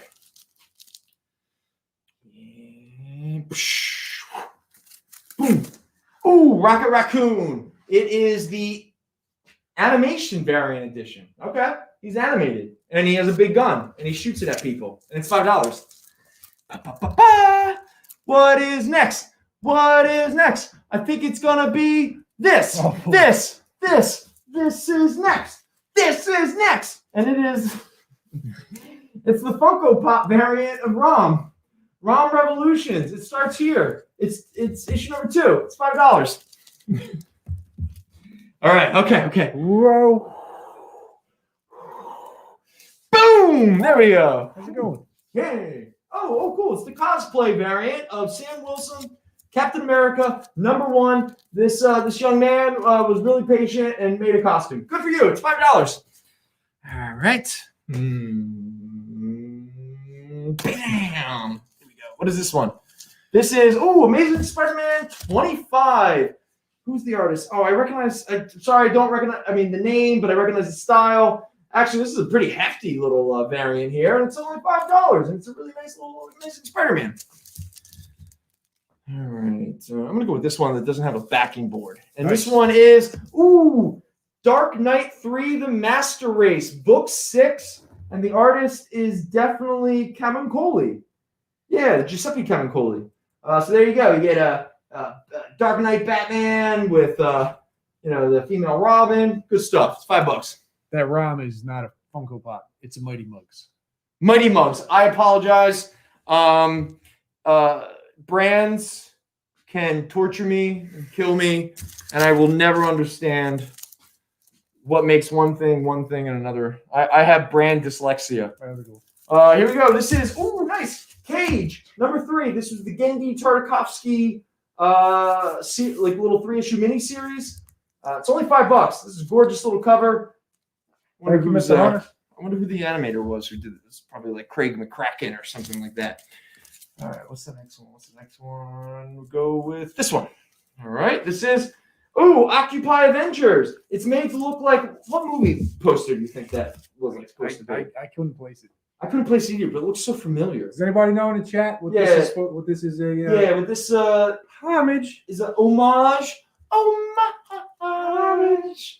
Anyway, Occupy Avengers number something or another. It's $5. It's Clint Barton, Hawkeye, and Red Wolf doing things. So there we go. Okay. There's some more variants. Just a few more. Just a couple more. Hang tight, people. So we're gonna do this one. All right. What do we got? Oh, cool. It's Mike Allred. It's a connecting cover variant. It's FF number 2. It's cool. You get Ant-Man and you get some of Medusa's hair. $5. How many of these covers were there? Do you know? 4. Is it just 4? Ant-Man, Medusa. Oh, because that's when they were the Fantastic and the other Four. 2 characters that were the Fantastic I forgot that. the woman in the thing suit. Yes. Oh, wasn't she the one night stand of no, Johnny Storm. She was the one night stand of Johnny Storm. Then I think she climbs into the old thing exoskeleton and decides to stick around for a little bit and be part of the Fantastic Four. That's a fun run. Matt Fraction and Mike Allred. Maybe. Yeah. Yeah, because it definitely wasn't the James Robinson. The James Robinson stuff, I think, was with the artist Leonard Kirk, maybe, or something. I think that came after when they had remember they had the red and black suits? Yes. All right, there we go. All right. So here, FF. Number 2. Anyway. And away we go. Comics are weird. What's this one? All right. We have, another detective. There's a bunch of these. Detective Comics number 32. The artist is Joe Quinos, maybe? Quinos? Is that dude's name? Oh, I don't know. I'm not sure. But anyway, it's a $5 variant. I mean, let's not complicate matters here, people. All right. Secret Wars number 5. It's Dr. Doom and different manifesto. There's Dr. Doom Sorcerer Supreme. This is Dr. Doom Ultimate. There's Dr. Doom 2099. So you get lots of Dr. Dooms. And it's by Pat Broderick? Yeah, I guess it's Pat Broderick. You drew the Doom 2099. So there you go. You get Pat Broderick doing multiple versions of Doom for Secret Wars number 5. And hey, for all we know, probably some character did something, like ate a hamburger in this Secret Wars number 5 issue. And before you know it, in 3 years, it'll be valued at like $50 to $60. I don't know. What time is it? Are we running out of time? I don't know how many. No, we're good. We got like 10 minutes. That's a good one. But is this a good one? That's a good All right. So here we go. Oh, wow. This is actually a really good one. Nice. All right. So here we have Luke Cage 166. This is a $5 variant. Luke Cage and Iron Fist are being really cool. Who is this artist? I don't know. That's the David That's awesome. Walker run, I believe. And he was on the Experience last week. Oh, was he? Yeah, he writes Bitterroot. Oh, very cool. Yeah. All right. Excellent. I'm pretty sure this is when he was writing Luke Cage. So I don't know if the art really comes through, with the computer glare, but man, this is cool. Here, we'll put Luke over Cage. All right. One last. No? Okay. Not that one. This one. There we go. You're one. What are you talking about? Hey, look, it's Transformers and Mask. That's a good one. We were literally just talking. We were talking. You were like, "Hey, Battle Mask Royale. is stupid. They can't No, you have vehicles." And I was like, "What are you talking about? Transformers are vehicles." And you're like, "Brendan, I don't know what you're talking about." You're remembering it wrong. No, I think you're remembering it wrong. That's absolutely not right. No, I think you're trying to make yourself look a lot better in this situation than you really are. In fact, I think you're the dummy who said something I think not cool. I love Mask. Do you? Yeah. What was your favorite? The motorcycle guy with the helicopter. That was really cool. That was all. He had the whole yellow suit. Yeah. Yeah. I had the toy of the thing. Yeah. No, that was actually really cool. I also like the dude with the the hatchback truck. It was like a pickup truck. Yeah, it was like a pickup truck with like one of the Up. yeah, it was like a gun turret and stuff. That was cool as heck. Do you Yeah. remember the base? Yeah, I had it. Do you remember what it's called?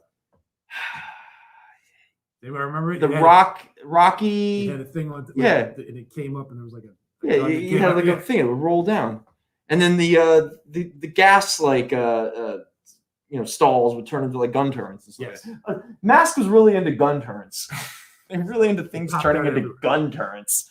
But anyway, so what was it called? Boulder Mountain. Boulder Mountain. That's right. I wanted to call it Rocky Mountain, but Yeah, the car with the Falcon with the doors. Yes. Yeah. oh my god, dude! No, the Mask was awesome. Contrail knows. Of course, Contrail knows. I mean, if I trust anybody with anything, it's definitely a Cowboys fan. Shots all day. Just nonstop. Oh, I need water so bad. Blue Hot Rod was 6 wheels. That one I don't remember. Hot Rod was 6 wheels? Yes, it was like a Porsche. It was like a Porsche type car. Okay. And I think it had extra wheels that came out like folded out the sides, maybe. Well, I remember the one, it was sort of like an old muscle car. And it was like blue and yellow and it had like Yes. flames on the side. Yeah, Maybe 6 wheels. I don't remember the 6 wheels. But you also had the villain motorcycle, because the one we were talking about was the hero motorcycle. The villain motorcycle had the little sidecar that could turn into like a submarine or That's something right. like that. Yeah, I forgot about that. Yeah, Like the thing would slide up. yeah. And That your little guy would fit in there. was pretty cool. Yeah, that was awesome. Yeah, All right, no, now- that's what he's talking about, the 50s car. Yeah. Oh, okay. That was the one. That was the one where I went hunting for I think Easter gifts, and I found that in a closet in my mother's bedroom or something, and I went, "Oh, cool! I'm gonna totally get this toy that I want." Yeah. And then Easter Sunday came, and that toy wasn't there because as a child, I wasn't aware of the fact that my mother purchased toys years in advance. So that toy was actually for my birthday, which was a month later. Well, on Easter Sunday, to say that 7-year-old Brendan didn't handle it well, that he didn't get the toy that he had found in a closet, And my mother told me it wasn't for me. It was actually for some So you, kid. You like threw a tantrum. I threw a tantrum. Because Yeah. you found this toy in your mother's closet. And it didn't show up on the And- day that I expected it. Yes, I threw a tantrum. It was not my finest moment. All right, it happens. Wait, do Simmons and Embiid have COVID? Wait, what? That's what Contrell said. He says I heard. Oh, I don't trust anything from a Celtics fan. Oh, I didn't give it to him. Nope, I don't trust them. I don't trust them. Speaking of which, drive angry, drive Blaze. Nice. Here's a bundle, folks. It's Blaze 1 through 12. This is the part of that Midnight Suns. Oh, it's actually a full series. That's not glare on the cover. That's foil. Oh, yeah, that's foiled for anyone who's not aware. This bad boy retails for $37, and we're selling it for $15. All right. And we have 2 Final Christ Aftermath series. This is the 6-issue series run by Sturges and Williams II. I know that because I read it off of the cover. But this is about a bunch of villains on the run because they killed the Martian Manhunter. And heroes don't like that. It's a complete miniseries, and it's $8. You may have some of the movie covers. You want like specifically Marvel movie covers, Ashley? What so do I have any movie cover comics? Movie cover, we had the Uncanny Avengers with Elizabeth Olsen. It's like the Ultron Forever variant. Yeah. That thing's kind of pricey. Let us know exactly what you mean by movie variants. Oh, they couldn't play in the All-Star game. The All-Star game this weekend? Yeah, it is. They're having an All-Star game? Again, do I really trust what Trell's telling me about the Sixers?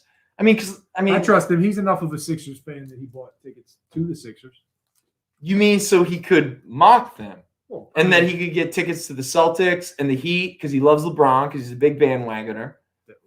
You know, I bet he's a huge Donovan Mitchell fan. Damn. You know, Man, yeah. just gloves are off today. Yeah. I bet you he's suddenly a Nets fan. What happened yesterday that I don't know about? What's going on here, people? You know I love you, Trell. Come here, we go back, man. Hey, Trell, never forget. We saw Wolverine Origins together, and that movie was awful. we have trauma experience that we've shared together. Now, let's not talk about the third party that we went with. Oh, they're out of the game because they violated COVID protocols. Oh, that makes more sense. Players were exposed to their barber who has been diagnosed with COVID-19. Okay. Hey, that's hey, in case you haven't noticed, we're still in a pandemic. So thank you to Zanin and Gary for confirming that. Look, masks. We're wearing masks. Yeah, we got masks on. It's the 2 of us. And he called you a fool. Called me a fool? That's fine. Hey, man, I'm just relaying it. That's life. And speaking of life, it's the guy Contrell wishes he was. The tattooed man, where all of the tattoos become like super cool, bad ASS monsters. I still don't know. It's a 6-issue limited series. It's Final Crisis Aftermath. It's ink. It's $8. Right next to that is a book that probably no one will want, but it doesn't matter because I have a soft spot in my heart for all Vertigo, especially from the 90s. Here is a 6-issue mini series called Fault Lines. It's heavy, it's esoteric, it's weird. It'll make you feel uncomfortable about yourself. There we go. And we have, now this is issue 8 through 13, but at the same time, it's like a pulp style storytelling. So sort of every issue is its own story. And this is the Xenozoic Tales by Mark Schultz. This is the Cadillac and Dinosaurs. So here we go. We have 6 issues. Here he is punching somebody because lots of punching happens. Those are really good. Yeah, exactly. Those are Yeah. From 1987, it's only $8. If you've never checked out Cadillacs and Dinosaurs, again, man, $8. This stuff it's cool. Shout out to Ty if he's watching because that was one of his favorites. No, this is one of his. Like he loved Mark Schultz. Yeah. But that was in memory. Ashley, we'll definitely take a look for those movie covers. We don't have anything at the ready. Sorry. Yeah. We're kind of playing off what we have here. Did you play the Wolverine Origins game? What's the Wolverine Origins game? I don't know. Mr. Hunter says it's top tier. Oh, like a video game. Yeah, like the video game. What system was it on? Was it? Yeah, I don't know. What would that have been? PS3? Xbox? When was the Wolverine Origins? 360? Yeah, because it was like Wolverine Origins would have been 09, 08. It was in that kind of period. Yeah, so it would have been 3. Yeah, because it would have been sort of around like Iron Man was 08, Anyway, no one wants to hear us like not be able to remember, PS3. time periods. Oh, PS3. Okay, there we go. Here's another. This is the Deathstroke Rebirth series. Shout out to Mr. Line. Oh, Mr. Lyon. Excellent. I know he would enjoy those. Yeah, Definitely. It's a good buy. So here we go. This is the first 8 issues of the Deathstroke series by Christopher Priest. Including with this is the Rebirth one-shot. This bad boy retails for $30. We're selling it for $13. Right behind that is a nice little early 90s relic. This is Dark Stars.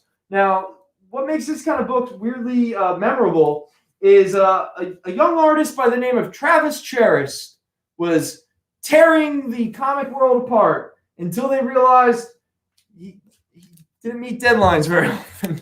And as much as his style is unbelievable, and I wish there was more of his work, There you go. wasn't that prolific. So here we go. This is the first 10 issues of Dark Stars.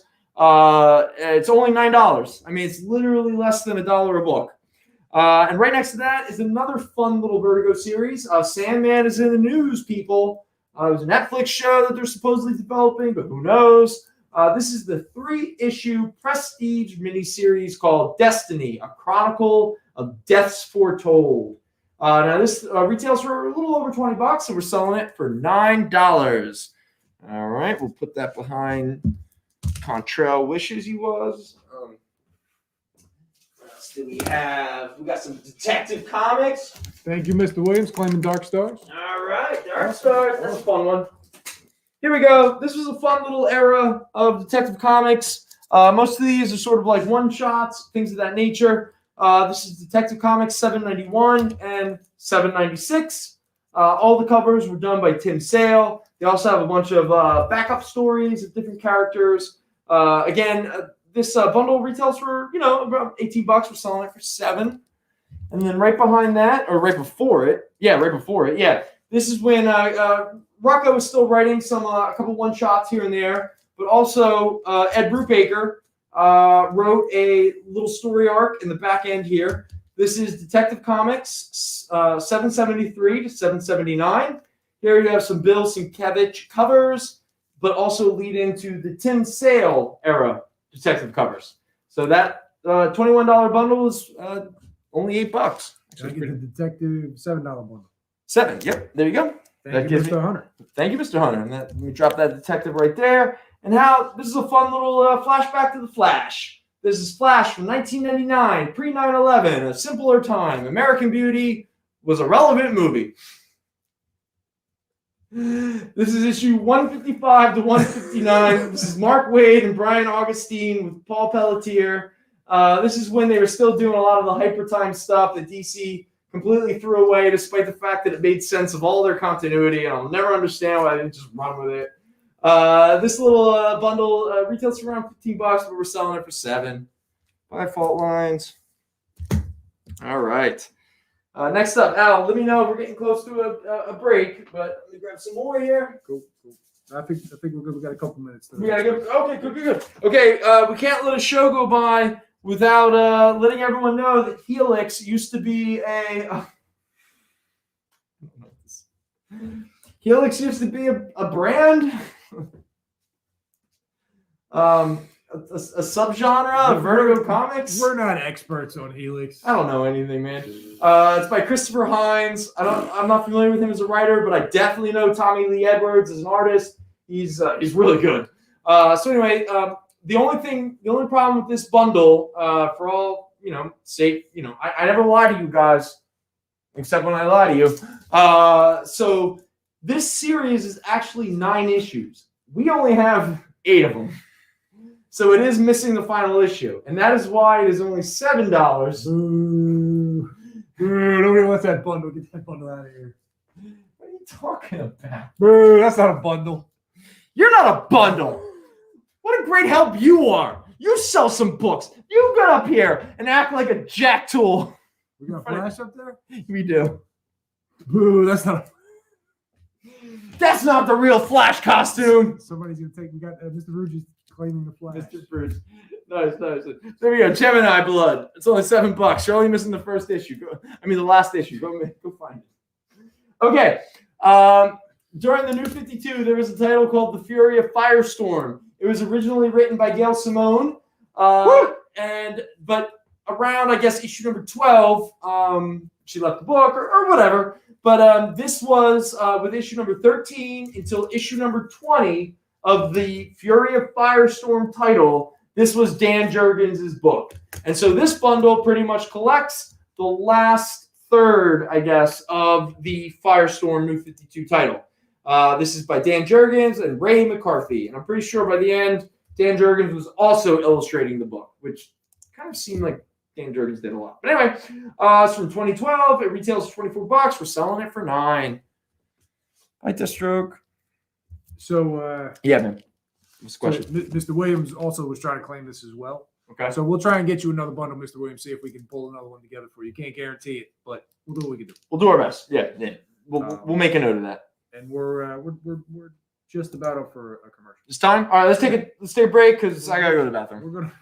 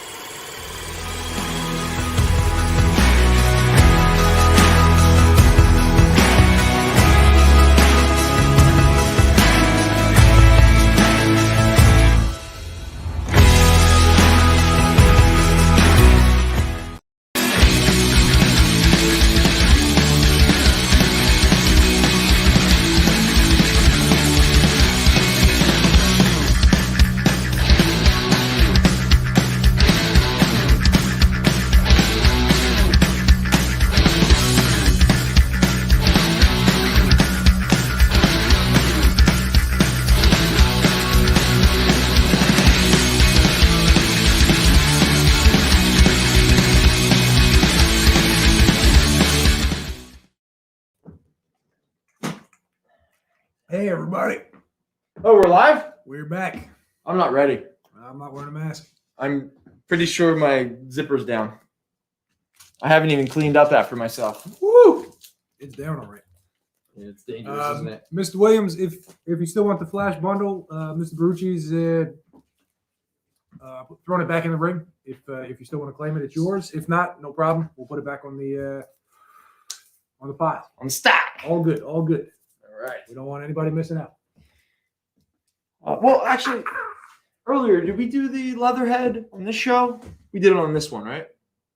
The new The stuff? Ninja Turtles, or was that on the No, that last was the one? last show. It was? I believe so. Yeah. All right, let me just, because I have a couple others to go with it. So here we go. We have a few Tales of the Teenage Mutant Ninja Turtles from 1987. Yeah, 1987. This was the side series that Eastman and Laird wrote and Ryan Brown illustrated. Here we have issue number 1, which I think I have. What was the condition I have it at? It's a very fine plus. Very fine plus at $20. Did I make any other notes? It's Jim Lawson wrote it. Who I'm not familiar with Jim Lawson. I'm not familiar either. And Ryan Brown did the cover and the art. Okay, all right, cool. Here we have issue number 2. Yes. which is the condition of. Very fine plus as well. All right, and that's a $16 book. Same team of Lawson and Brown. I guess they did all. I'm pretty sure that's all of them. Yeah. Okay, here's issue number 3. This is a $12 book. That's just very fine. Very fine. Okay. All right. And then the heavy hitter of this little quad of Teenage Mutant Ninja Turtles books is issue number 6 at a very fine plus. It is a $40 book, and it is the first appearance of Leatherhead From Texas Chainsaw. definitely from Texas Chainsaw It's the Massacre. same guy. It's got to be. Because let us not forget. I never grabbed a bottle of water during break. Go do it. Man, I do. You talk about the Teenage Mutant I'll Ninja talk Turtles. about the Teenage Mutant Ninja Turtles. Who's everybody's favorite Ninja Turtle? I can't hear anybody get back to me. Mine wasn't Donatello. It was Michelangelo. Because he had the nunchucks, right? I mean, that's... Oh, that was cool. That was cool. I was on both cameras at once. I'm back. Everybody left while I was talking. Did they? You could hear the doors closing. Really? Yep. This is like how when we work together, I try to run away and hide in the other room so I don't have to talk to you. It's exactly like that. It is like that. Shout out to Henry. He knows what that's like. He got left out here too. Both of us. You mean wandered away? Or We got 2 Donatellos and a Leonardo. Oh, okay. 2 Donatellos and Leonardo. Well, Donatello, huh? I claim Michelangelo. All right. This is still the era where they this is still all free cartoon. They all still have red. They don't have their little separate colors yet. And there you go. Kyle claims Baxter Stockman Ah, okay. because he feels bad for me. I couldn't remember his name. I choose Muckface. Trail chooses April O'Neil. course Well he does. played. Of course he does. Absolutely, he would. He's such a... Casey Jones, another one. The funny turtle. That was Michelangelo. That was Michelangelo. And there you go. Ashley and I have that in common. Oh boy. My favorite turtle was Vanilla Ice for doing the ninja rap. How about that? Oh, I didn't see that coming. What do we want to do, man? What do we do? How do we pull this train into the station? How do we not completely lose the plot? I think we already did. Yeah, I think it's over. Let's do some Spider-Man. Imra. Who's Imra? Spider-Man. Who's Imra? Imra? Imra. I-M-R-A. I am. Is that a Turtles character or is that a misspelling? Are you? No, somebody in the chat says I-M-R-A. So I don't know if that's like Maybe they're the residential advisor for our show. Is that it? I am your RA. Do we have a residential advisor? We probably Yeah, we have a lot. Yeah. Irma. Irma. Who's Irma in the Turtles? Garfield's girlfriend? Heathcliff's girlfriend? I don't. Who's Irma? I don't remember Irma in the Turtles. You're killing. I have no idea what's Come on, happening. Ed. Come on, Ed. Bring it back, brother. All right, here we go. It's Amazing Spider-Man Annual number 5. It is the death of Peter's parents by the communist Red Skull. He's not the German Nazi Red Skull. Instead, he's the Red Skull 2, and he's a communist, and he killed Peter's parents. And they are officially dead. And any other time they showed up in Amazing Spider-Man or any other Spider-Man comic book, they were the imposter clones or whatever those people were. She worked with April O'Neil in the cartoons. So what? I mean, were they like deep diving on us? No, man, no. He said his favorite character. Time out. It's not a contest. But why was Irma their favorite? Whose favorite character was Irma? Ed. Ed. Did Why Irma was do it- something cool? Was Man, she he's- hot? You got him going, man. I don't know. No, I just like in the chat. Was she Can we get a photo? Was she hot? Was Irma hot? I mean, like, okay, I weirdly understand April O'Neil, but then like someone's like, yeah, I want April O'Neil's sidekick as my favorite Turtles character, and I have to stop and go, what's happening? I mean, I picked Vanilla Ice. Well, no, but you're weirdo. I mean, of course you're a contrarian. I love this. I love this cover. That is a great cover. Yeah, it's trippy as all heck. Yeah. Oh, we have another copy of this. We saw one before. And Irma. Oh, What? Oh, did we really like? man. What happened? Oh man, How bad? Irma was the first LGBT. No, just kidding. Oh, you're a bastard. Irma is an enemy. That is all. Everybody. Thank you, everybody in the chat. I got to read through all this. Oh, we got a lot to read through? Irma is an Yeah, because you enemy- know what people love watching? Someone else reading. especially when they're It's- all broken up. Yeah, it's the great win of live entertainment. She was a robot built by Krang. Hmm. It takes the form of a human teenage girl, which was being used in order to pretend to be April O'Neil's friend in Rosewood High. Was this part of the cartoon? Wow, well done, Ed. The That's your comic? favorite. Yeah, man. Congratulations, Yeah. He had, a thing, Congratulations. he had a thing for her glasses. Oh, okay. See, now that makes sense. I liked Velma too.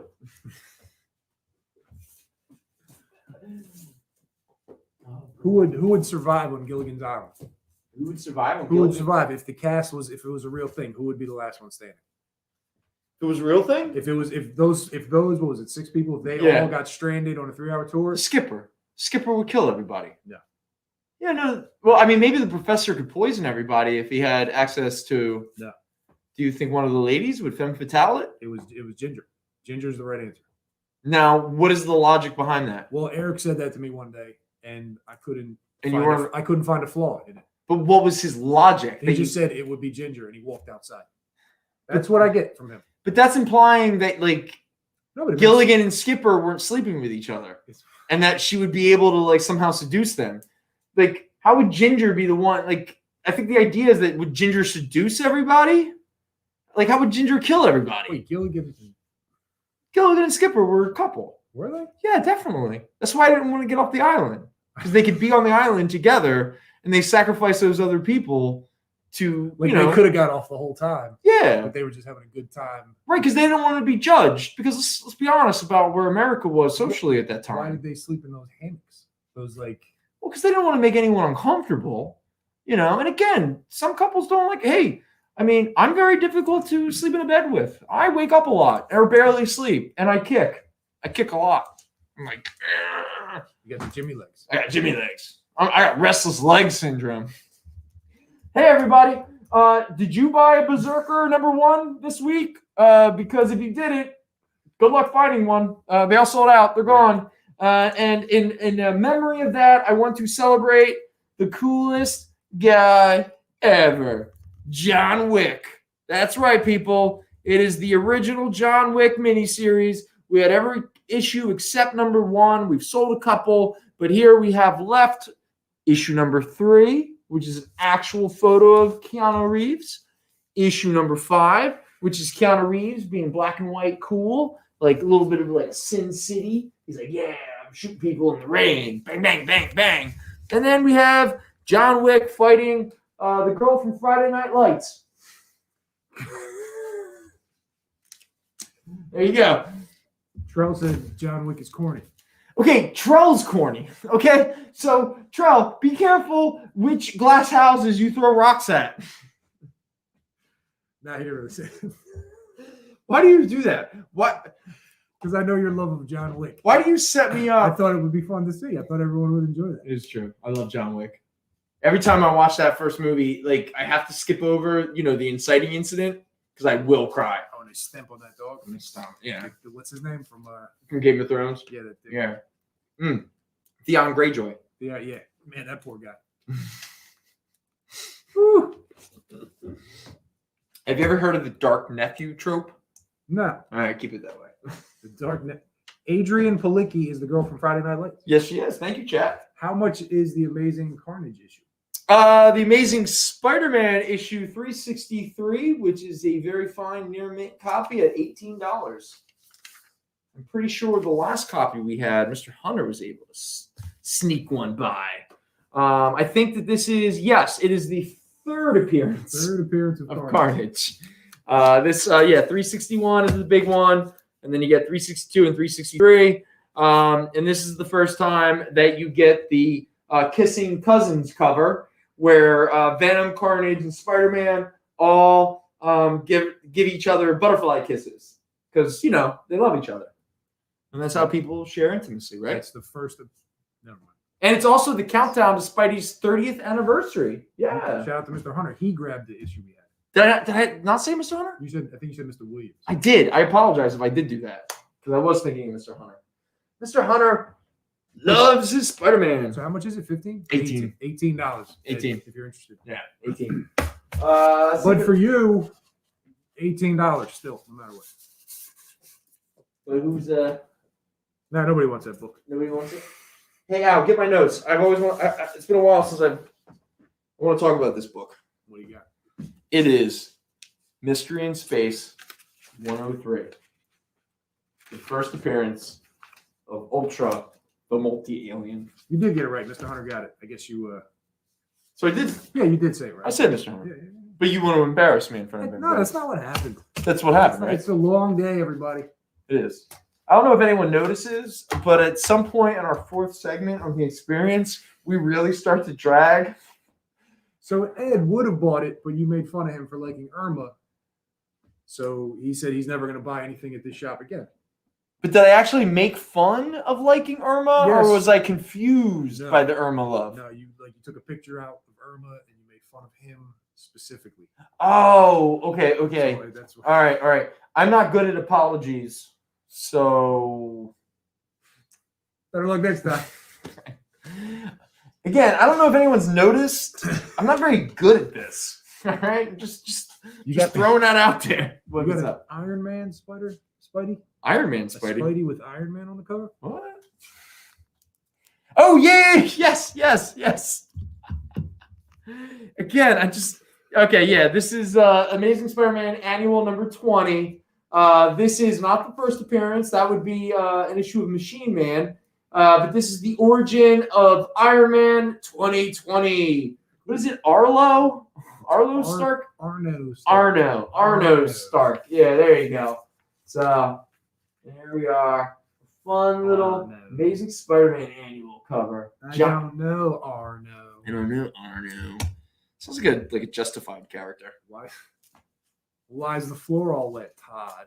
I don't know Arno. I don't get the reference. Probably best we should.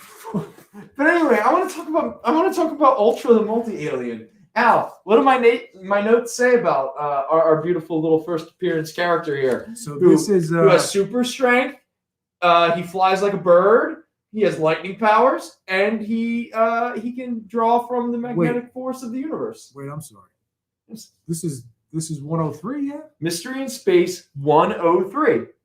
Okay, so this is what I have. Oh, okay. Arno is $8. What's the condition? I think it's Arno. it's a very fine plus. Yes. Yeah. Yeah, so first appearance of Arno Stark.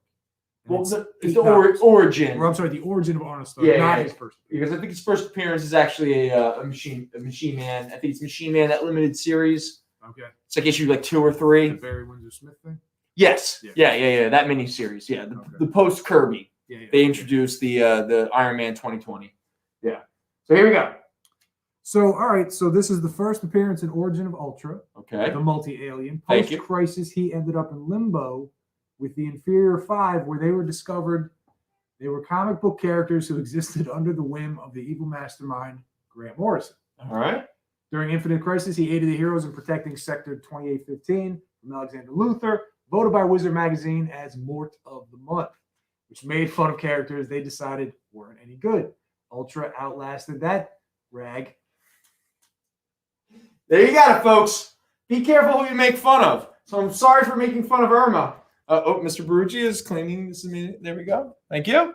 But yes, so be careful what you make fun of, people, because they might outlast you.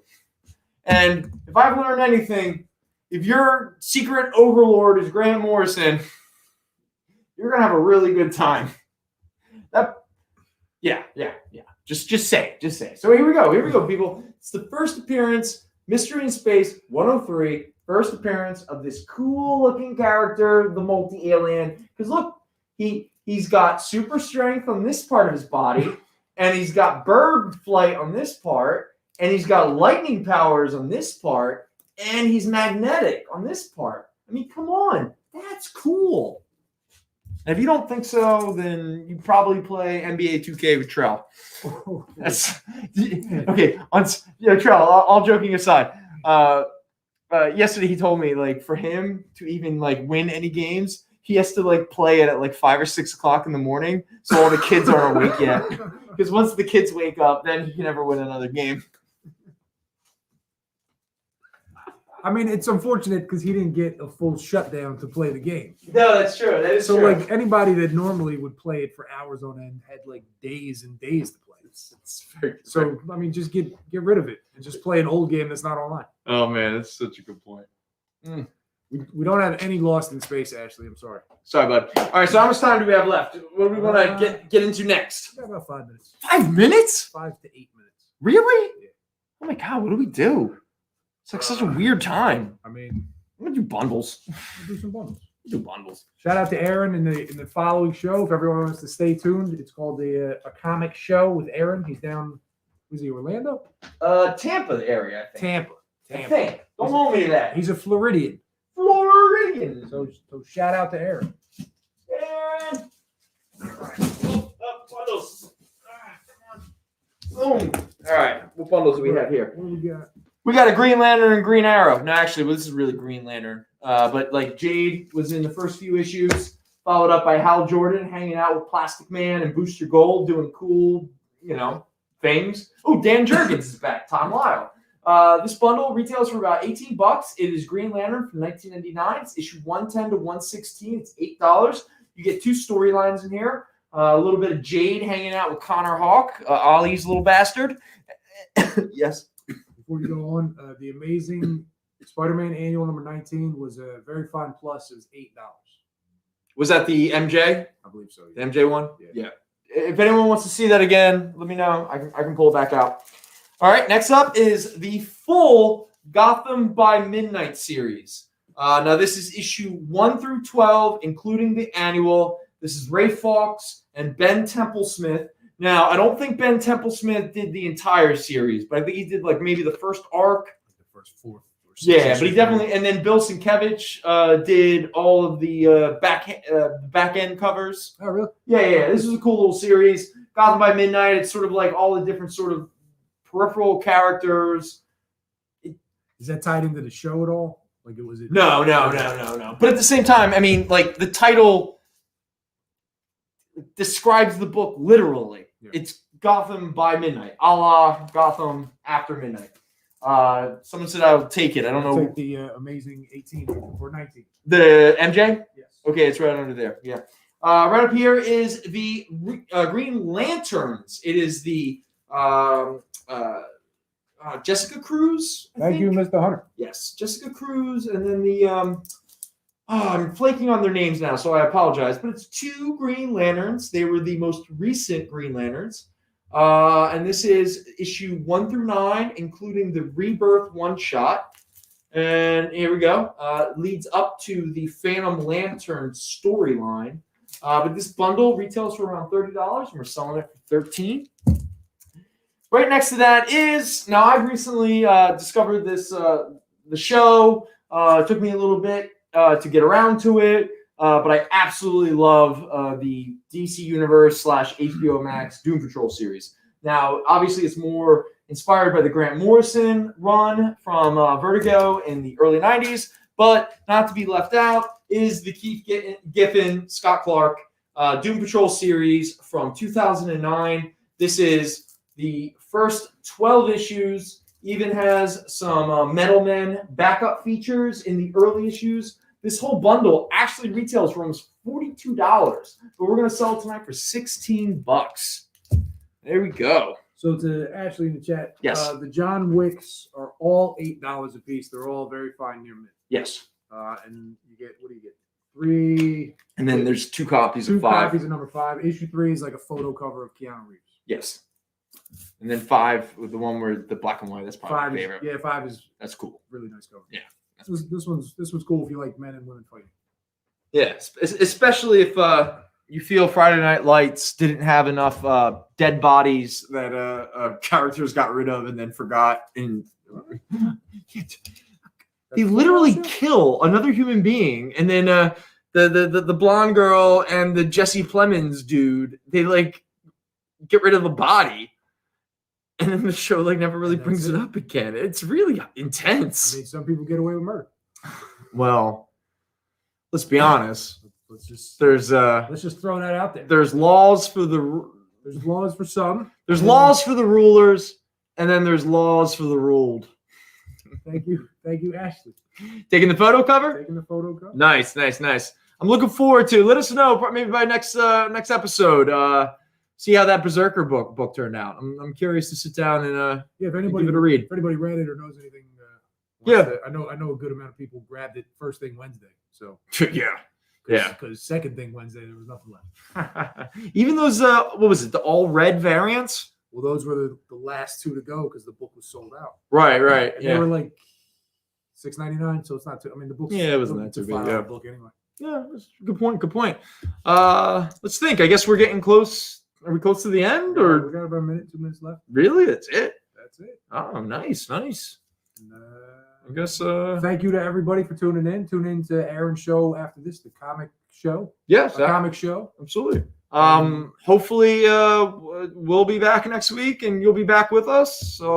Thank you to everybody that watched and tuned in the Facebook show and is now in the 4th hour with us. Yes, and I don't know if you know this or not, but we're starting to show the wear of a day of work and then 4 hours of peddling comics. And to Ashley, they are going to sort the shipping out this week. We'll get everything wrapped up for you. I know the manager has your contact information as far as getting those books to overseas. Yeah. So we'll get that worked out for you this week. Sorry about the delay. Yeah, we're figuring it out. We apologize, but we're kind of learning. Apparently, it was very bloody, that book. Which book? The Berserker. Oh, it was bloody? It was very bloody. I imagine he had a lot of knives, right? I mean, he And it's called Berserker without any vowels. If that's not So- someone who chops people up with machetes, I don't know who does. That's somebody that grinds your teeth. Yeah, it is definitely someone who grinds the teeth. All right, everyone. Thank you so much. We're grinding to an end. So I guess let's stop pretending that we have any more left in the tank. Again, thank you so much. We really appreciate all of your time and attention. And Absolutely. we'll be back here next week, and hopefully you'll be with us. Everybody be safe. Bye.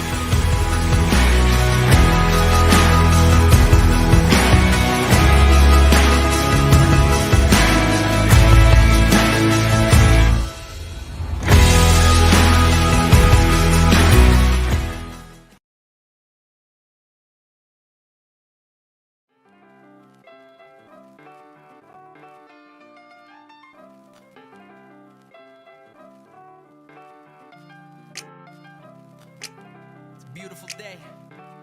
Just gonna jaywalk across Spring Garden. Yeah. I grew up by the library, next to Winston Churchill, eating pizza every day like some Ninja Turtles. The kid who burgles from St. Pat's to Gus's Pub at the Public Gardens, feeding ducks by the spud. What's up, cuz? A Grace baby in the place, y'all. And like Glace Bay, loves baseball.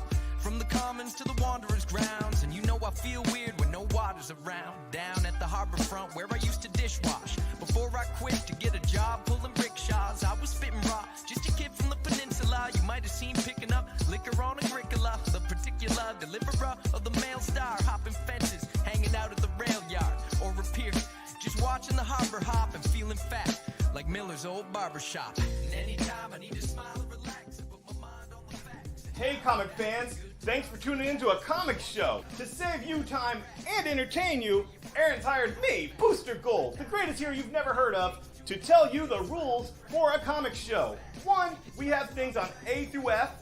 Generally, you say the letter and one word about what it is. If you have a lag and you're calling A and you don't say A Avengers, and now Batman's on A, and you don't want that, we pull the wrong one for you. So we have to say the letter and one word about what it is. Have fun.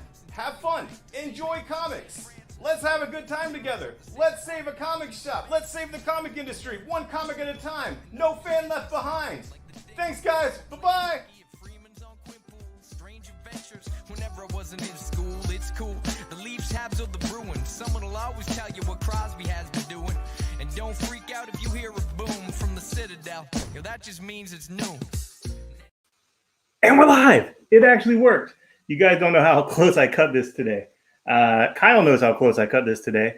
I went by the store, pick up a couple things, and then I went by a friend's house who was having some pay-per-view wrestling thing tonight, Paul Ortegoni, and did a trade with him. And now I'm here, got this set up home office still. Yes, I have high-speed internet at my warehouse, but Sunday nights, there's just something about my office that I'm kind of digging. Like, I would like to have help, so I might move it to my warehouse eventually, but I don't know. Kind of like doing it one-on-one. So here we are on a comic, the comic book experience, shopping experience, the EXP. I like that. It's shortened just EXP, the EXP. I'm Aaron from a comic shop and a comic show.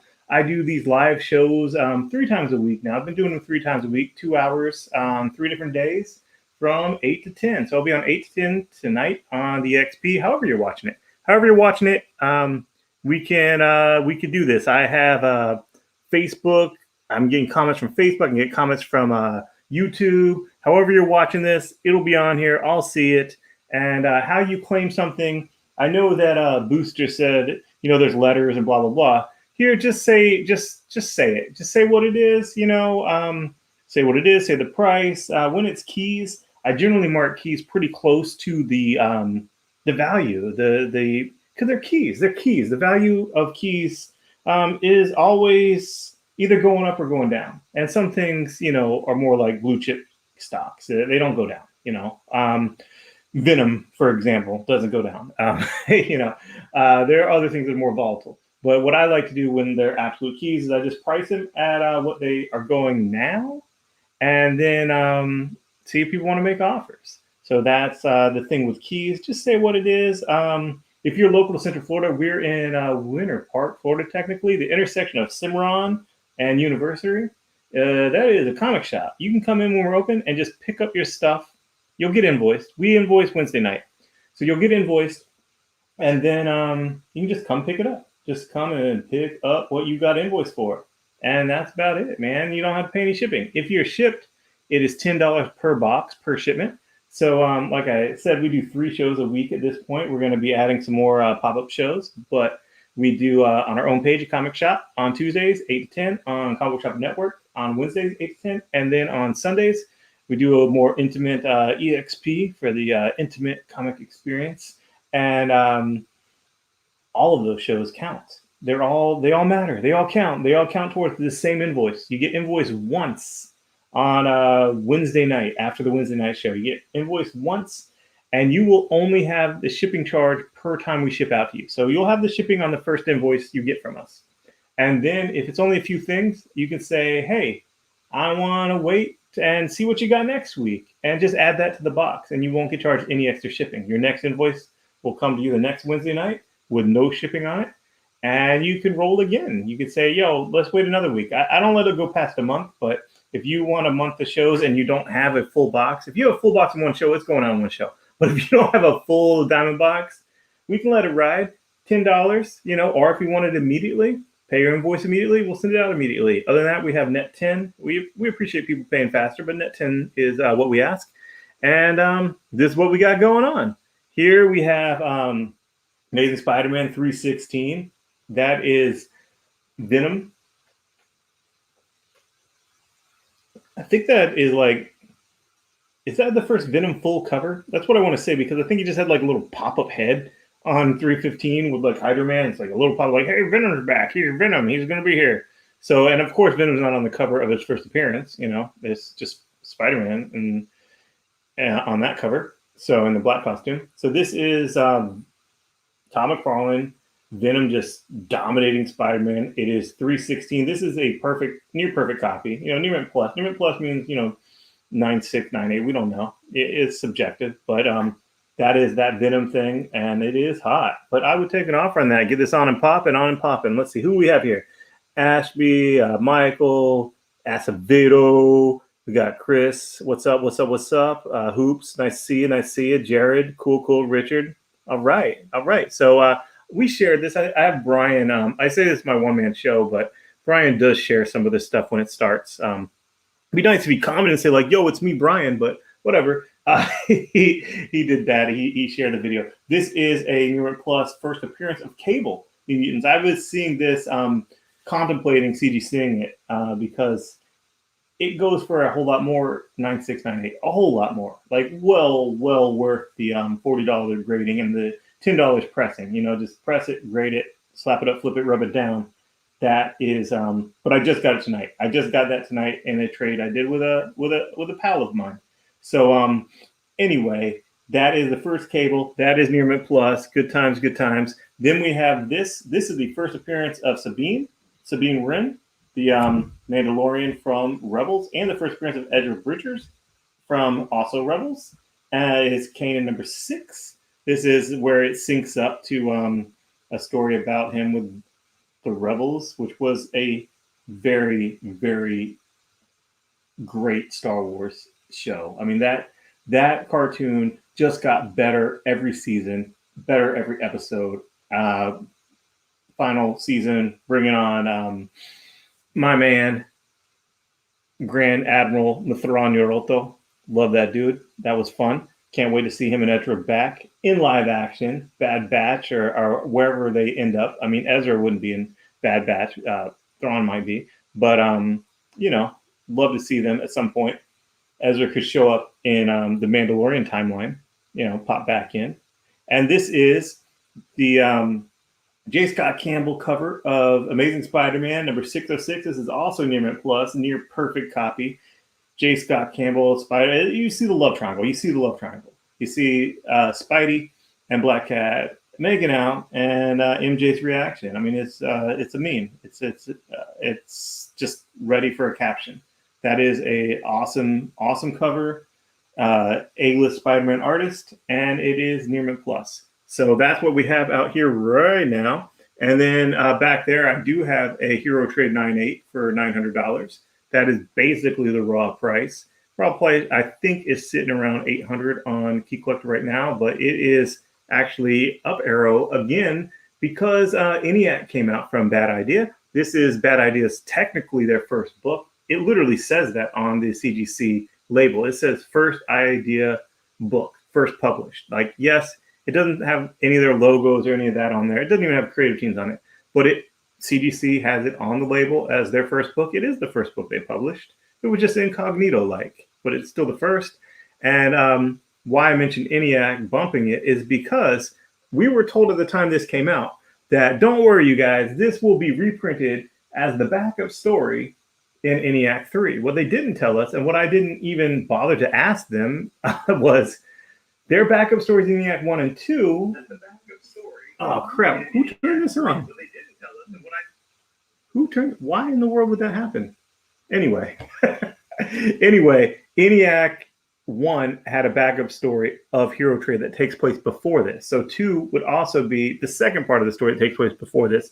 And then 3 will have this. And then ENIAC 4 will have the last part of this first Hero Trade story. So giving us this part 3 as the teaser is just kind of like, starting in the middle of things, the medias res. Like when A New Hope is episode 4, it starts like big ship versus small ship. Which one do you back? It's easy peasy. So anyway, here's what we got. If anyone wants to make any offers on anything, I am definitely open to offers. See what's going on here. Going to turn off all this volume. Really have no idea why volume was going on my phone. That was very weird. Very weird. I didn't even have it open. Yeah, it was a great show. Rebels was perfect. Just perfect. All right, so let's see what else we got here. I have next week's Scout book. I don't even know if it's coming out next week from Diamond. It might be. I get my Scout books. I get some from Diamond. Some I get directly from Scout. They send exactly. Yeah, that is a very, very perfect copy of that. Yeah, David Lapham, love that guy. Would I do 220? I guess it's popping. I was going to write the $4 on this one. It's S show, SHIT show number 2. I really enjoyed the first one. And I get my Scout comics twice a month. I just order directly from them, and they send one at the beginning of the month and a box at the end of the month. And so sometimes I have stuff a week early. Sometimes I have stuff a week late. But I always have it, and I always have the good stuff. I have the good stuff. This is the standard cover of SHIT show number 1. And I want to have stuff to replace these things as I take them down. So give me 1 second. I mean, obviously, I don't have to take no offers, but let's see what is going on here. So I got a show. That sounds like a guy that read the first issue. It was a good first issue. It's really cool. And I don't even like carnies. I mean, not that I have bigotry toward carnies. That just doesn't really excite me. I remember when Heroes was like, oh, this season's all carnies. I'm like, I'm out. Maybe I have a little bit, not bigotry, just maybe a childhood trauma. We'll just leave it at that. But I did enjoy the book. And it was, not weird that there was a lot of danger and calamity going on at the carnival with them involved. So this is Amazing Spider-Man. I know this has sold, so I will take that off and figure that out. This is Amazing Spider-Man, basically Spider-Man Deadpool issue 0. I think it was reprinted as issue 0, Spider-Man Deadpool. But there is, and this is actually Scotty Young in his more realistic style, not in his baby chibi style. I like all his styles, though. I love Scotty Young. This is basically, he dresses him up as Cable. It's funny. So this is the first print, near mint plus $18. And I say, who got this? I'll pop back on the StreamYard feed because that has comments other than just Facebook. And I see got an offer for Kanan for $225, for $230. I called that. Do I do payment plans? Yes, but I like to have it paid off in a month. So do payment plans of 2 bi-weekly payments if you get paid bi-weekly, and that is helpful. Or I could do 4 weekly payments. I like to make it so okay, well, you got a month. You can budget with a month. I mean, I don't want to be rude, but a monthly budget's a monthly budget. So, if you can't make it work in a month, then maybe you can make it work. Maybe I shouldn't be selling you it because there's other things you need to spend your money on. But I would do payment plans. I just like to do it for a month from the invoice and either bi-weekly or weekly payments. So that's just it. And I'd say that caveat because I had things where I was like, hey, can you do payments to do that? And then they make a partial payment. They pay $5. And then 2 months later, they pay another $10. I'm like, what? is this? Am I being punked? So anyway. Let's see. Where am I at?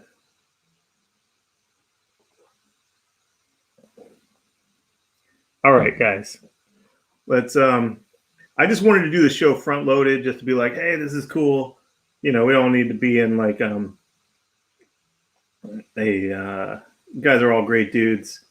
Robert, I saw that Robert C. Paulson, and I'm happy for you. It's not like I saw that that was the Moon Knight you bought for me, right? The Moon Knight in your 9.8 CGC box. I wasn't expecting you to see that. I was curious of what you had. I saw that like, oh, that came from me. That came from me. So yeah, that's awesome. Good job on that. Good job. So let's see. I got this done. Didn't have any offers on the cable. That's a little bit odd, but take an offer on it for sure. Yeah, man. I was like, oh wow, that is, because there's me saying like, hey, this looks near perfect. I won't say perfect, but this looks near perfect. I would say I would submit this to CGC and expect a 9.8 and feel cheated if I don't get a 9.8, but I don't say like this is a 9.8. But anyway. Yeah, glad you got that. That's awesome.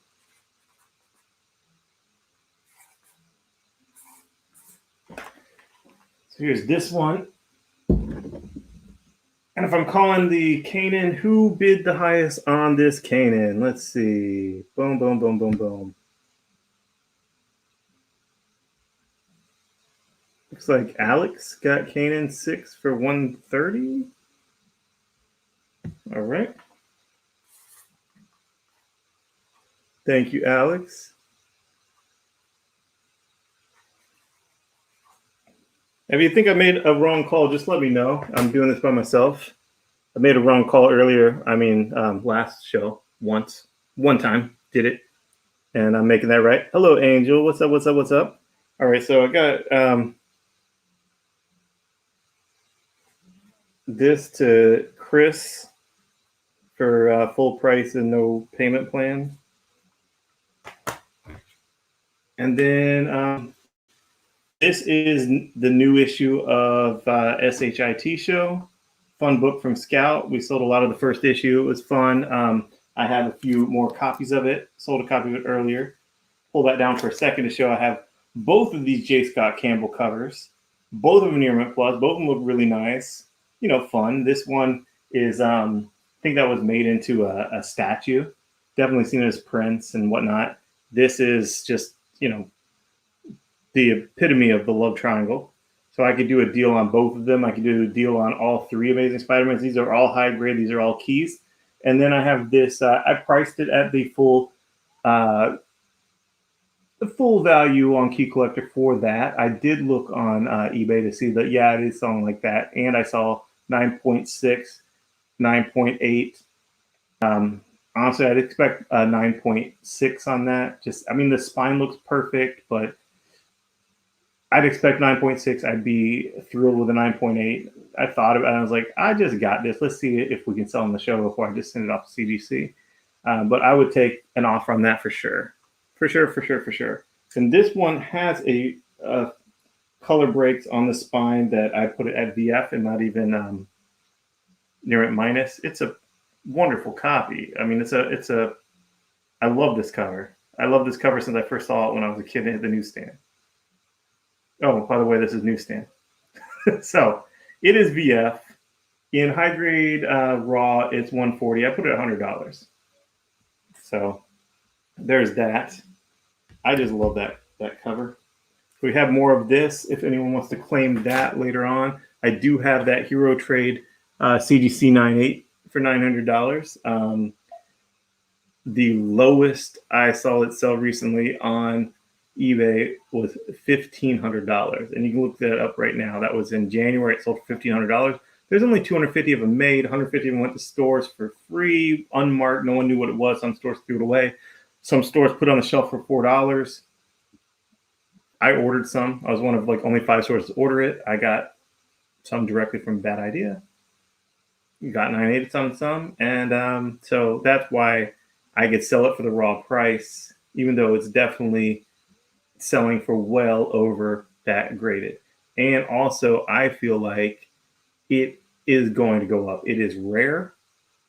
It's in the back of ENIAC. ENIAC is the book on everyone's lips this week. I mean, I just need a button that says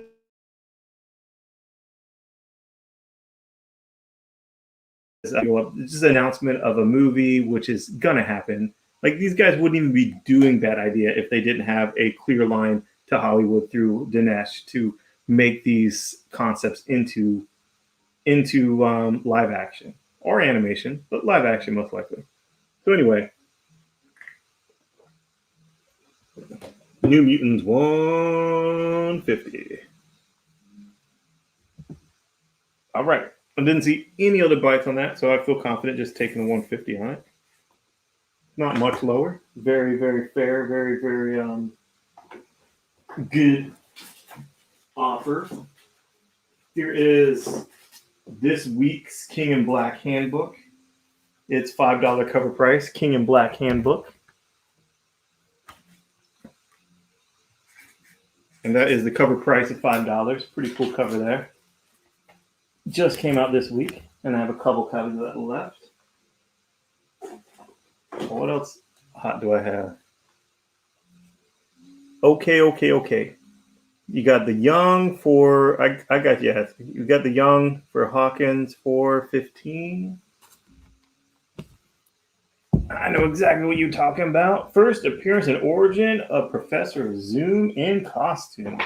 That is the key of Jeff Johns' entire Flash run. That's the key of the entire Flash series, other than the first Impulse, which would be issue 92, which I have one of those at CGC now. Don't know what it's going to come back at, but I expect it to be high grade. And this is also high grade, but this is the first appearance and origin of Professor Zoom. Origin of Professor Zoom, first appearance of Professor Zoom in costume. So this is $15 to Mr. Hawkins. Cool. And I'm going to hit all these commercial breaks right this time. I got all tripping over myself last week. We got some warnings. I'm going to do this time. It's going to be good. You'll see. You'll all see. Here is a cool Catwoman. One Wolf and Cub homage by Adam Hughes.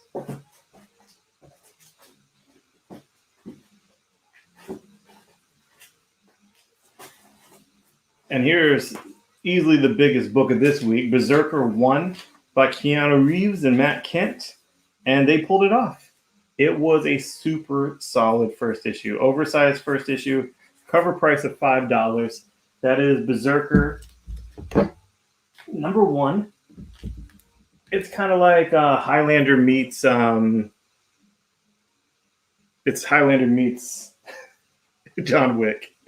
I was just looking at your thing like handbook in it. Is it necessary? The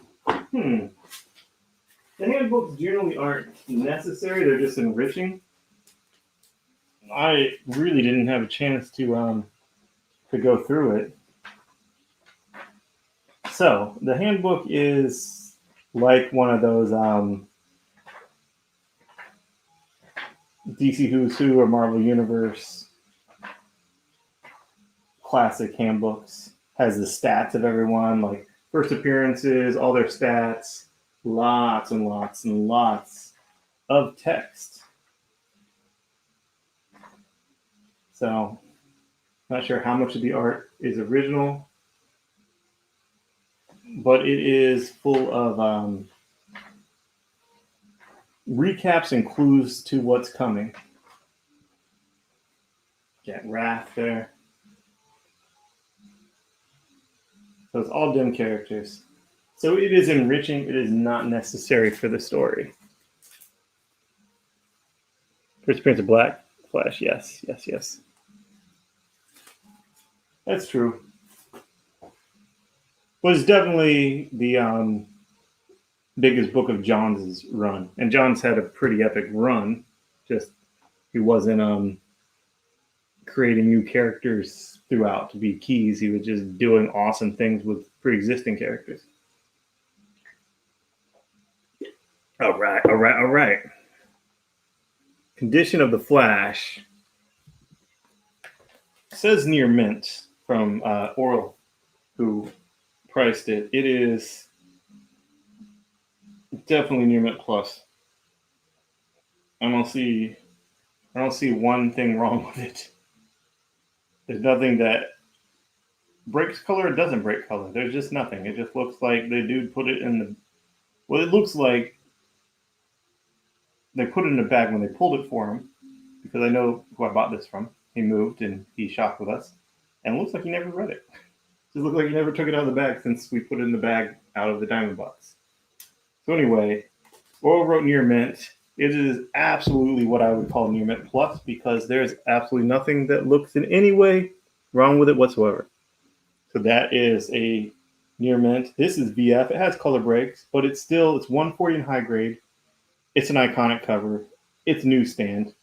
Newsstand inches it up some when it comes to a lot of these in-demand books, because when you get to the this is my theory. My theory isn't just that collector completists want both. I think that I know this part is true. The census for CGC, there's far, far, far fewer graded copies of newsstand, and there's far, far fewer graded copies of newsstand in higher grades, so they get beat up on the newsstand. So I think that's where just the scarcity of that, where the extra money comes in play. You guys can ignore that all you want. I didn't mark it any higher because of that. Because of that piece of trivia that it's a newsstand copy. I have next week's Batman Urban Legends. This is $8 cover price. It has like so many stories.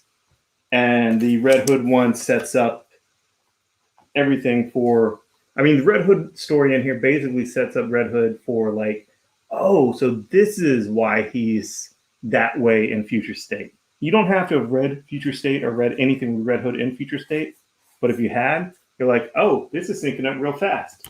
Like when DC used to do things that kind of hinted at syncing things up to the Kingdom Come timeline. So anyway, this is Urban Legends. Number 1 is new next week. It has Harley Quinn and Poison Ivy. Has the Outsider story. These are all like full stories in here. For $8, you get a full Red Hood story, Grifter story, Harley and Ivy story, and Outsider story. So there is so much. You basically get Gotham. It does say Batman Urban Legends. You don't get much Batman. You get Batman interacting with some of those characters, but this is like in lieu of a Red Hood series, in lieu of a Grifter series, leading into the Harley Quinn series, and in lieu of an Outsider series. So I super enjoyed it. I remember when you bought that entire Flash run. That was a long time ago. I was so bad at shipping them. So bad. I'm happy. Not bad at like, oh, they come in damaged necessarily. Sure, we had more damaged things back then too, but it was that like, I just got so behind.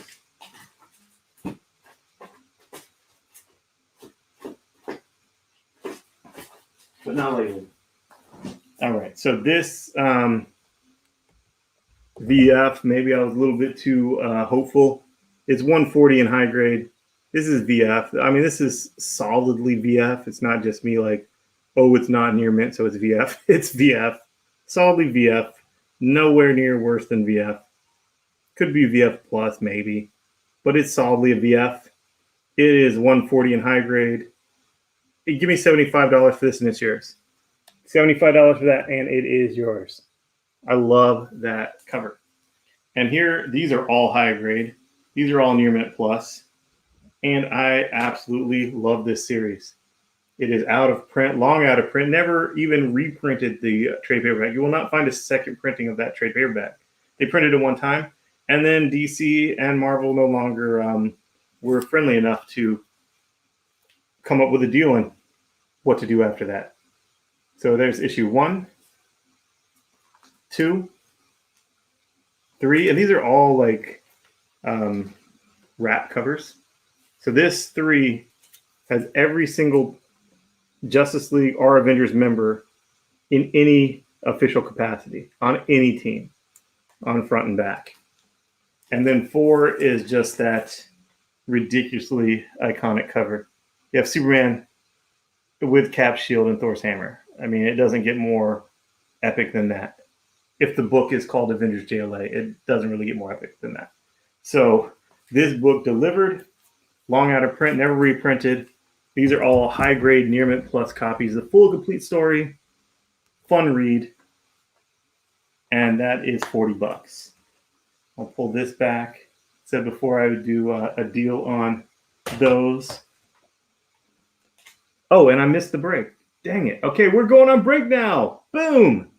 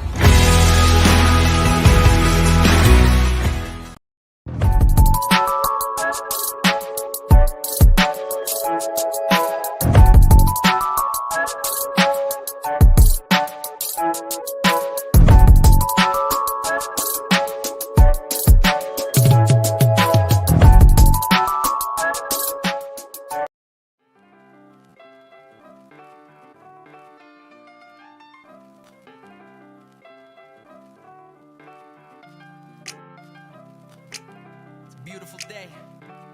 Just gonna jaywalk across Spring Garden. Yeah. I grew up by the library, next to Winston Churchill, eating pizza every day like some Ninja Turtles. The kid who burgles from St. Pat's to Gus's Pub at the public gardens, feeding ducks by the spud. What's up, cuz? A Grace baby in the place, y'all. And like Glace Behe, love baseball.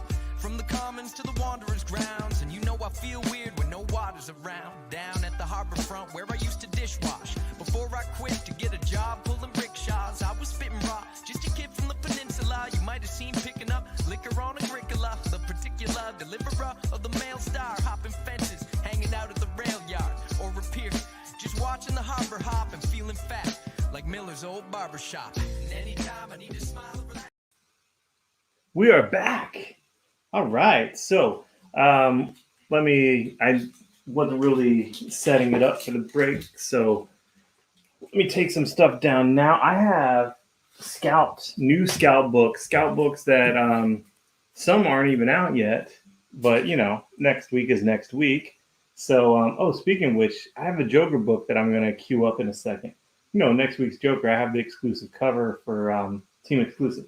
So the Brooks cover. So anyway, here is The Shepherd, #1 from that Mature Reader horror imprint of Scout, Black Caravan, that does Phantom Star Killer. So that is a flavor that I very much like.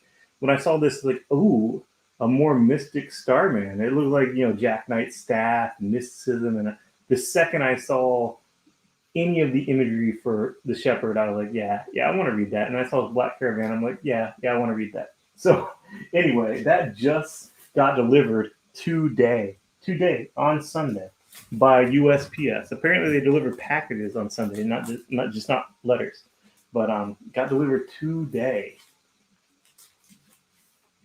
So it's first print, and it is Comic Book Shopping Network exclusive. Nice cardstock covers. These come in really perfect.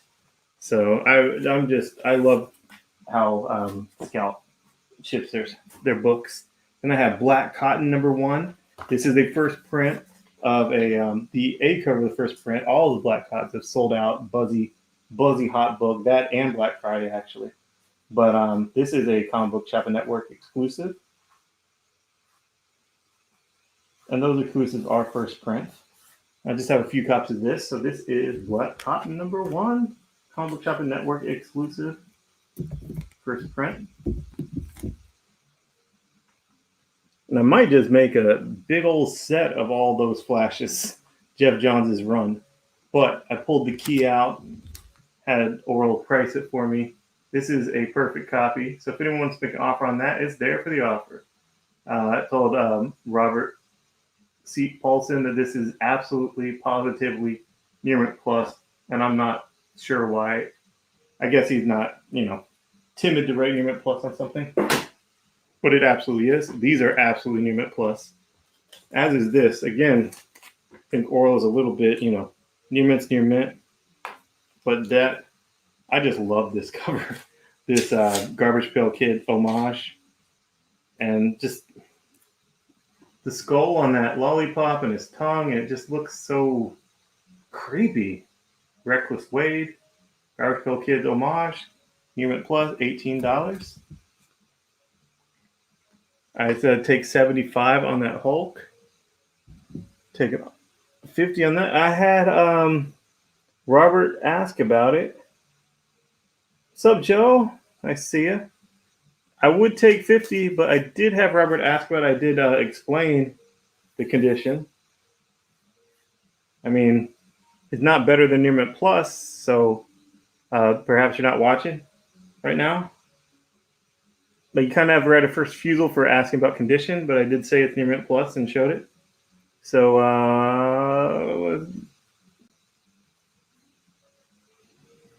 doing it well. All right, Justice League for 30. I think this is going to spike at some point. I just think it's so undervalued, honestly. I truly believe it's undervalued just because of how hard it is to come by, and how it's never been reprinted even in collection. So that's just how I feel about it. But yeah, I took that offer. It's a fair offer. It's definitely a fair offer. Major Mailman hates you. And I have By the Horns. Really like this book.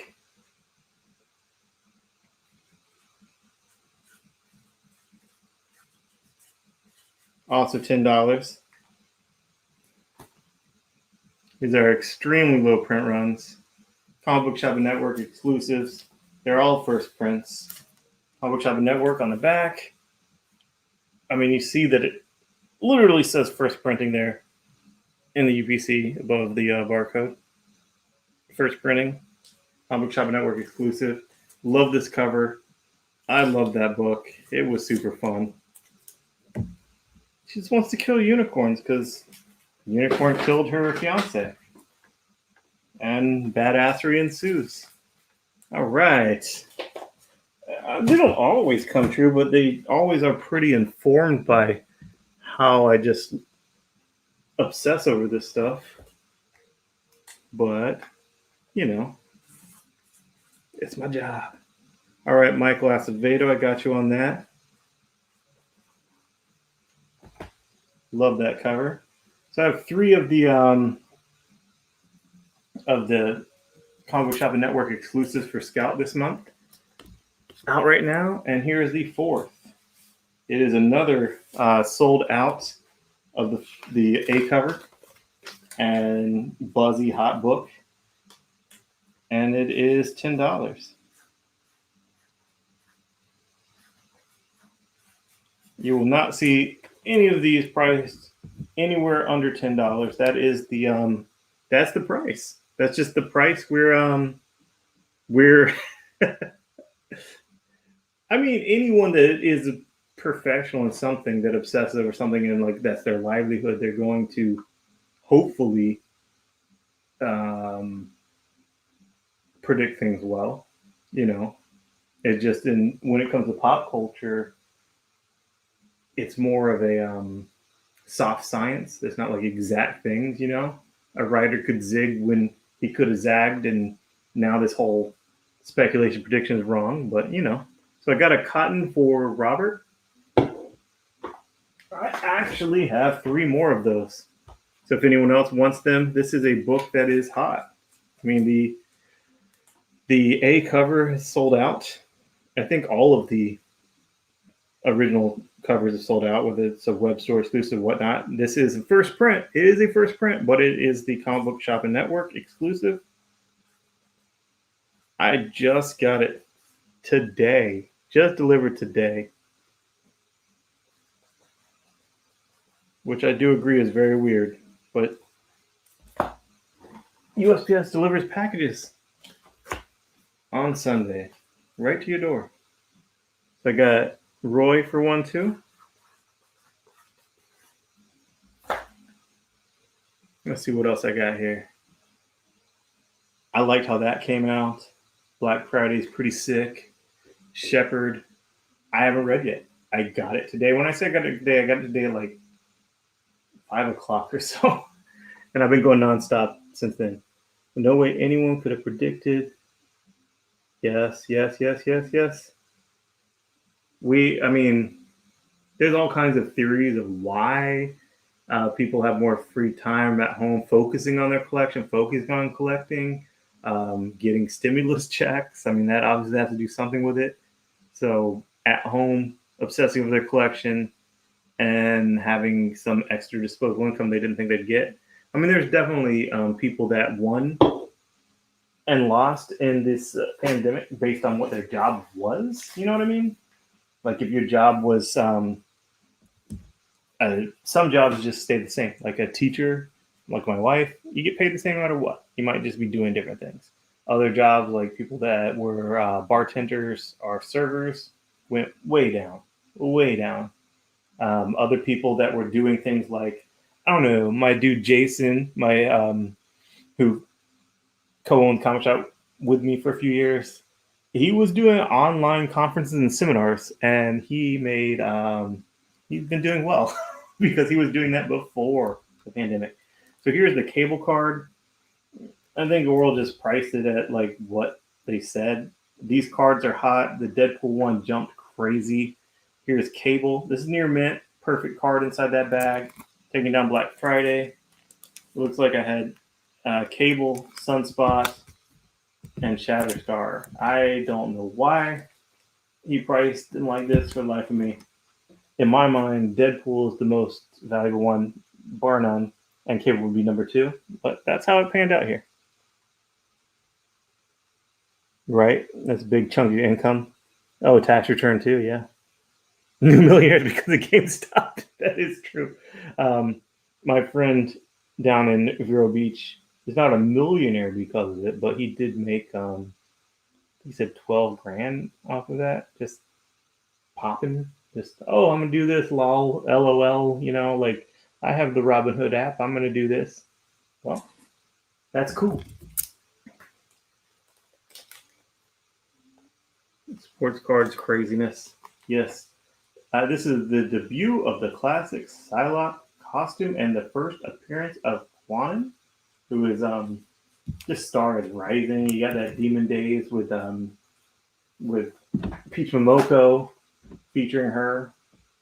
But that is a perfect copy. It's a near mint copy, and it's newsstand, and its first appearance. This one is near mint minus newsstand. Put it $70. It is the first appearance, the first full appearance of Mr. Sinister. Not on the cover yet, but that is his first full appearance. And if you have not read this book, it's cool. I enjoyed the heck out of it.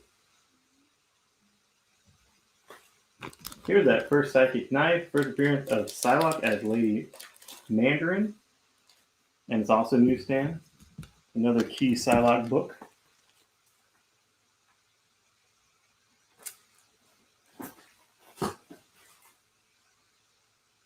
And here is the third cameo of Cindy Moon, right before she became Silk. So this is her third cameo, issue before she becomes Silk. Yeah, I heard about that turnaround. That's ridiculous. Which means the ones that are already graded are just, you know, boom, boom. You got that in hand. In hand means something. This is 56 and 57. To make an offer on both, I'll just make them both kind of share that. 56 and 57. And then this is similar to that. It is the second appearance of Silk. You have the second appearance of Silk, Spider-Man 5, near mint. That is near mint minus.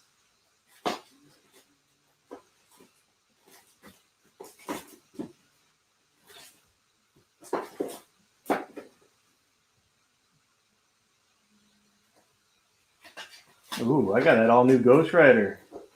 And that is first appearance. I have 1 through 10. I have 1 through 10. 1 through 10 here.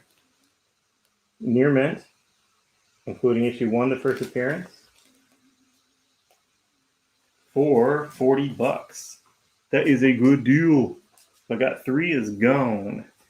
Thank you, Roy.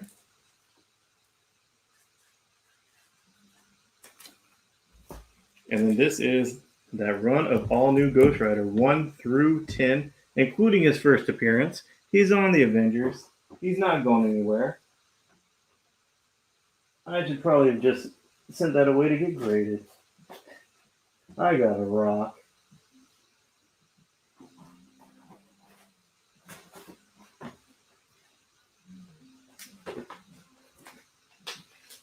That is definitely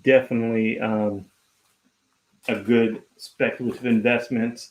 First, Robbie Reyes, Ghost Rider, still has not really popped that much in value. You know, I think it's like maybe a $20 book or so. But that is issue 1 through 10. So, you know, if any supporting cast member pops too, you're going to have that most likely in the 1 to 10. That's just how supporting casts work. They're not all in the first issue. But they generally come early on, generally. And here is the Red Hood cover. The Red Hood variant of Batman Legends. Urban Legends. And that is a limited trade dress Red Hood variant. Let's take this down. Looks like I got an offer of both for $18. 106, 107. 256. 257 for 18 for Stoops.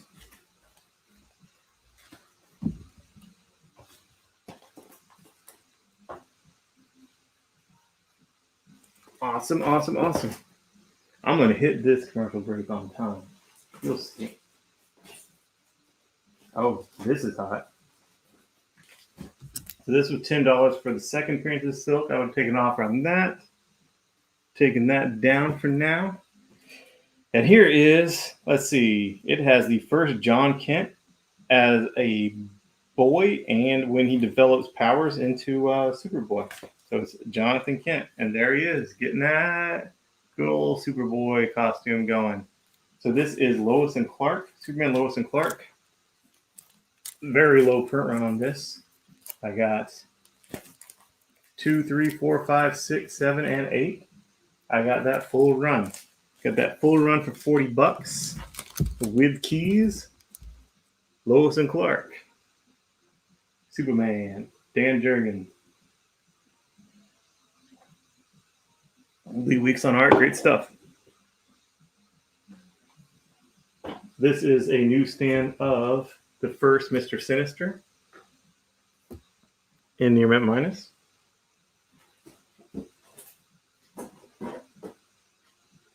Oh, this I don't want to take an offer on. Give me $30 and I'll get that graded. Because that pops when it's graded. Which is weird to me. It's weird to me how some things have this value high grade, but then this value CDC. And I guess it might have to do with the amount that have been graded or whatever. It's just weird to me. Some things it's like, I should really get that graded. But anyway, Batman 666. You got a 666 issue by Grant Morrison, Kubert on art, and it's the first appearance of Damian as Batman. So it's first appearance of Damian's Batman is $30. Got this near mint newsstand of Santa Claus. Cool, Amazing Spider-Man. I mean, I had this and another J. Scott Campbell already that don't think sold.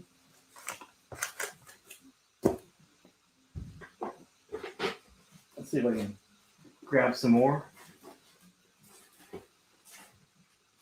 Ooh. Ziggy and Zaggy. That's weird. 316 in fine. Here's Action Comics 316 in fine. $25. That's Supergirl on the cover. It says the first appearance of Ziggy and Zaggy. Here's a book that popped recently, but this is a mid-grade copy. I mean, I put it at mid-minus. I told Oral price this at mid-minus. All right, I see that offer, Robert. I'll think about that for a few minutes. Can't pull a 9.8 in that damn book. Crazy. We'll take this down. That is that full run of Lois and Clark, which has the first appearance of Jonathan Kent.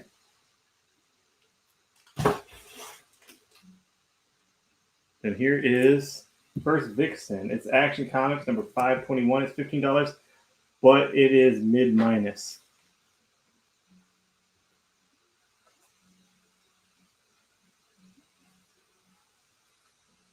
And I have 319 of Action Comics, also in fine.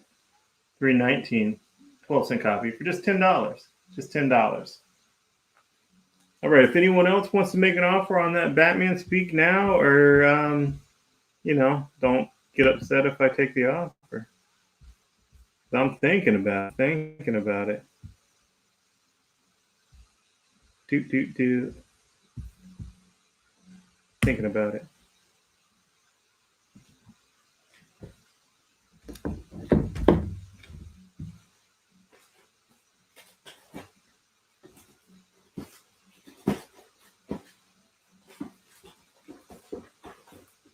Oh, and here's that Vixen. Great cover there, Middleton cover. I'll take this down. But this is that's first appearance, man. That's what speculative investment is buying low and then selling high. First appearance. I think he's already been like on Agents of S.H.I.E.L.D. I mean, who's to say whether they're going to use him next time they do a Ghost Rider, but maybe. Mr. T and the T-Force #1 by Neil Adams. Seriously, by Neil Adams. Mr. T and the T-Force. It is bagged. 1986, Now Comics, bagged, near mint. And it has the trading card. Mr. T and the T-Force, bagged, near mint with trading card. And that is $4. I have more than one of that. That is $4. That's some 80s nostalgic goodness. All right. Oh yeah, with that Robert DeShields seat Paulson. I just gave kind of a thing saying, hey, if anyone else wants to make an offer higher, speak now or hold your peace. And nobody spoke, so I pulled it for you. And that's how that went down. Ooh. This has an Alan Moore Green Arrow backup, Harvey Bullock Batman, Detective Comics, $5.49. It has Alan Moore Green Arrow backup and its newsstand.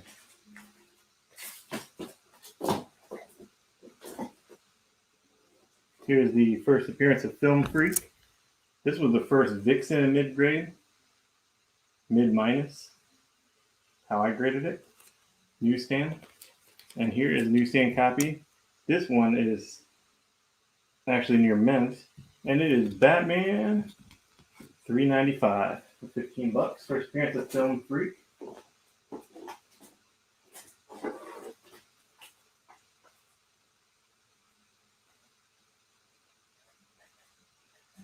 And here is Green Lantern Rebirth. I absolutely adored this series when it came out.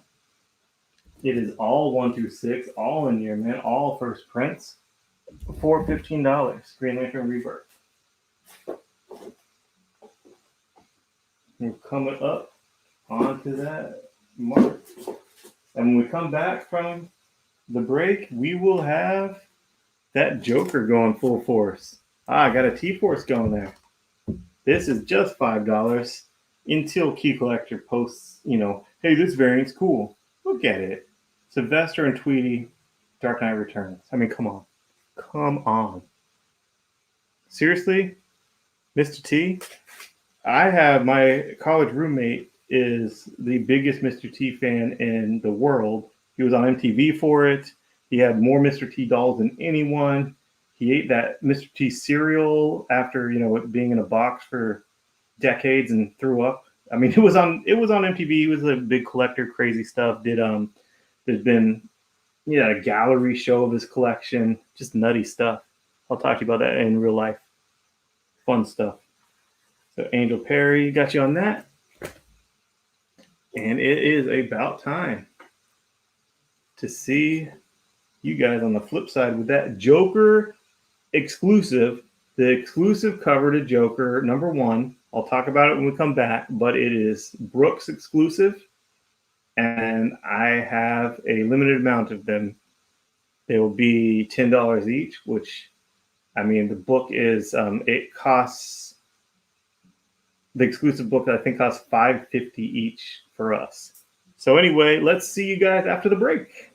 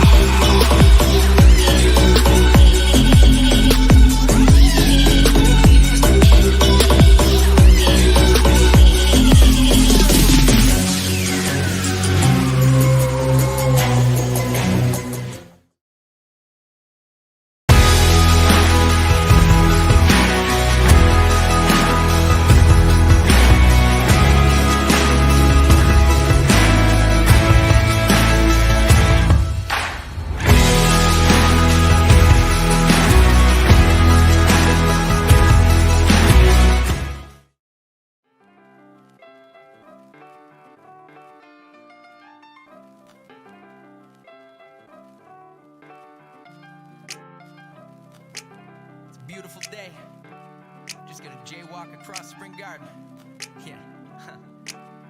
I grew up by the library, next to Winston Churchill, eating pizza every day like some Ninja Turtles. The kid who burgles from St. Pat's to Gus's Pub at the public gardens, feeding ducks Bud the Spud. What's up, cuz? A Grace baby in the place, y'all. And like Glace Behe, love baseball.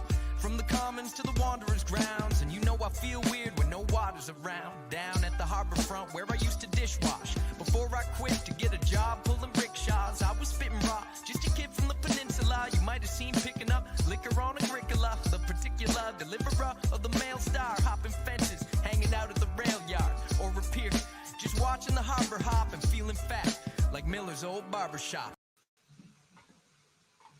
All right, we're back. So let's do some Batmans. Let's do some Batman stuff. This is Emperor Joker. You got Joker on the top with his little Harley Kane and Mixie on the bottom. Emperor Joker looks like a playing card. It's one shot. It's near mint. $10.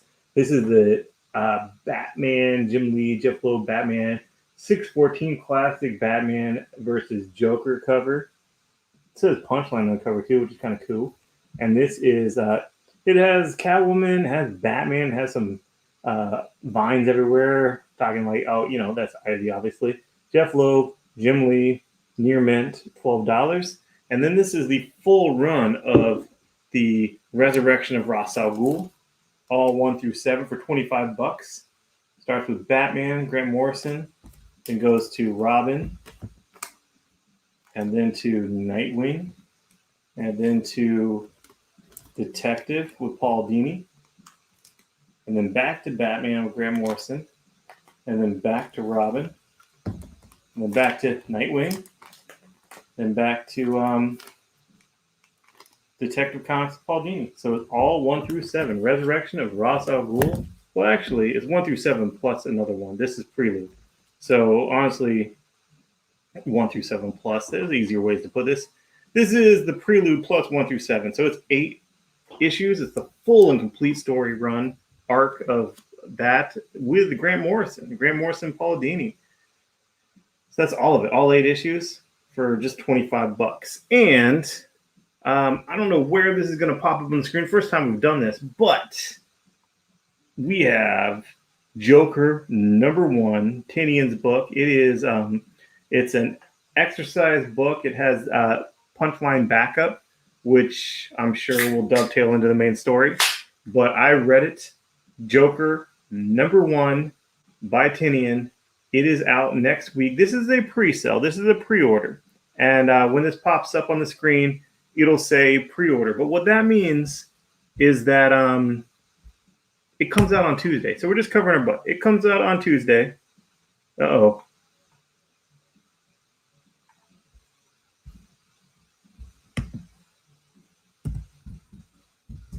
Comes out on Tuesday. We will have it Tuesday. It is the exclusive cover, the Brooks exclusive cover. And it'll be in your hold on Tuesday. It'll be on your invoice on Wednesday. It'll be on your box whenever your box ships out. So it is just as good as it being here right now. I just wanted to start pre-selling it. It will be here Tuesday. It's new Tuesday. And I read this Joker issue, and it is like people have said, oh, Joker, that's too soon. Why do we have a Joker series now right after Joker War? That's way too soon. They should let Joker rest for a little while, especially since we had 3 Jokers. Okay, I get it. I get that. I can think of that. You know, I feel some feelings that way myself. However, that's dealt with head on in the story. That's dealt with entirely. This book is Jim Gordon, no longer a cop, no longer a detective, no longer commissioner. Jim Gordon, free agent, being hired to hunt down and kill the Joker, who is in a foreign country, may or may not have diplomatic immunity. Who cares? I don't care. But he's hunting down Joker. And it's said in the issue, oh, this is too soon. What? Joker will just attack the city. He's not going to attack the city again for a while. You know, this is his routine. He attacks the city, then he goes away for a while, then he comes back. It's time to just relax. Don't worry about Joker for a while. You know, Joker is done for now. but there's other interests, other moneyed, powerful interests that have plans for Gotham and don't want to wait for Joker to come back and mess with Gotham again. Don't want to wait for Joker to happen to come back, kill a bunch of people, and then Batman beat him and goes licks his wounds again. They want to pay Gordon to hunt down and kill the Joker. And personally, that's exciting. That I want to see. I'm there. I mean, sure, we've seen so much Joker in Gotham. We've seen so much Joker versus Batman. This is not Joker versus Batman. This is not Joker in Gotham. This is Jim Gordon hunting down the Joker. Jim Gordon, who the Joker has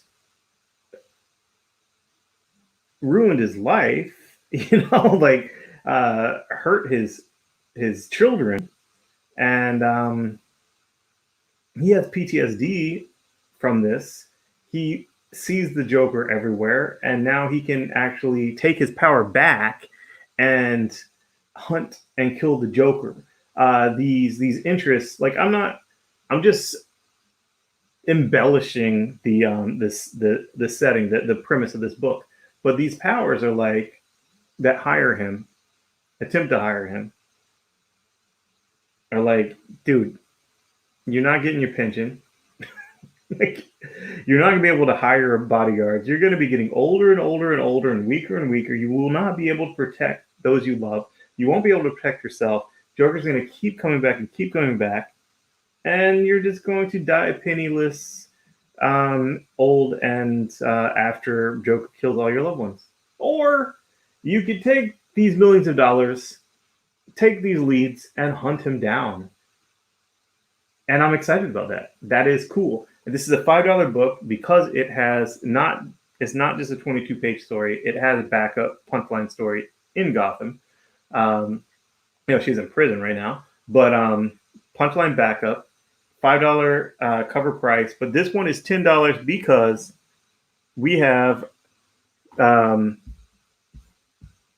exclusive cover, the Brooks exclusive cover that has Joker and Punchline on it, the Mark Brooks exclusive cover. And this is limited to stores that are part of the Team Variant exclusive. They had to order 250 copies to get any copies of this. So this, I'll put you down for that, brother. You can just order now. Just now is fine. I didn't even put this on the hub. I didn't put the exclusive cover on the hub because I didn't order it through Lunar. I just got it from I do Comics Hub. You said Comics Hub. I didn't see your offers, bro. The other Batman for 20. I guess I was just talking. Is that an FOC or store? It is a store exclusive, but it's the team exclusive. So any store that wanted to order, what was it? A 250 copies could get it. A Comic Hub, this is the Comic Hub connection. A Comic Hub store said, I'm doing it. Does other Comics Hub stores want to be part of this with me? And I was like, yeah, me, I'll do that. Cool. And I'm also doing it with the Harley Quinn. That one looks beautiful. So anyway, I'll get you guys down for this. And I am not making my full markup on this, even though it's $10 and it's a $5 cover price. I had to pay like about $6 per copy because they charge the full price per copy. The guy doing it, he has to pay the shipping to him on a pallet. So he added 50 cents per copy. And then I pay the $20 to get it to me. So anyway, it's cool. So William Stein, I got you for Joker and Batman for 20. Would that be these two things for 20? I'm not sure what you want for 20, William. So if you could reiterate that. I got the Joker $10 for... Oh, you want the Joker and which Batman? This Batman or that Batman? I guess that's what I should ask. So I got you down for the Joker, William Stein. I got Lasardi down for the Joker. And when we say pre-order, this will be here on Tuesday. It will be on your invoice Wednesday night. And it will be... Oh, this one for 20. You got it, buddy. I got you now. The full story arc. And then this is Batman, the Jim Lee Jeff Loeb. That is $6.18. This is $6.17. Those are $12 together. I got Lasardi down for a Joker. Got Acevedo down for it. And Michael, you can pick this up in the store on Tuesday if you come to the store Tuesday. If not, it'll just be on your invoice Wednesday and you pick it up whenever you pick it up. But it'll be available. Oh, people were complaining there was just too much Joker. There was like, I guess because Joker War and 3 Jokers ran at the same time, which they were completely happening at different times continuity-wise. But, whatever. People complained. I like to take the temperature of the room, so I'll pop on some of these comic book groups, and some people just complain about things that other people are excited about. Very odd. Guess that's life. So I got Joe for the Joker. I got Joe Isaac and Joe LaFranca, and William Stein and Lasardi and Acevedo. And Robert DeShields Paulson, if you want that, that is an exclusive cover. That is not something that other stores will have. Oh, you want 2? Cool. Should have scrolled down. So I have you for 2. And then the other 2 for 20. Other 2 Batmans for 20. So that would have been, geez, I don't know. Talking about these 2? Joker pre-order for Alex. Got you on that. And Chris. It is a great Mark Brooks cover, and the story was really good. I really like the premise. They went away with it that was pretty awesome. The Ivy and the Joker card. Cool. Ivy and the Joker card. Got that. Here is $6.15 and $6.16 for $15. And then this is a one-shot little print run X23, early X23 appearance, Women of Marvel one-shot. That's Near Mint Plus. I had that in my CGC box to send away to get graded because it 9.8 goes for good money. But then it was also here. And I was like, yo, let me just put that out. See if we have any fans of X23 here tonight. Because there are fans of X23 that don't know about that one shot. And like, sweet, I want that. I sold a guy recently. He told me X23 was his favorite character. And that he also did not have her first appearance. And the second I got that in a collection, called him up, he was there within like an hour to buy it. So, good time. So I got Chris down for the Joker. I got Alex Hoops down for the Joker. And I got the Ivy. Then I got the Batman Punch 5. Batman Punch 5, yes. That is fair. Here is Near Mint copy newsstand of Amazing Spider-Man. Number 249. Got this for $5 to Joe LaFranca. If anyone still wants to put in for that Joker cover, just go ahead. It doesn't have to be up. You guys know I got it. It's cool. And, I'll have it on my Tuesday show as well. Can I jump on the Joker and Harley exclusives? Yeah, man. I knew you were going to want that Harley for sure.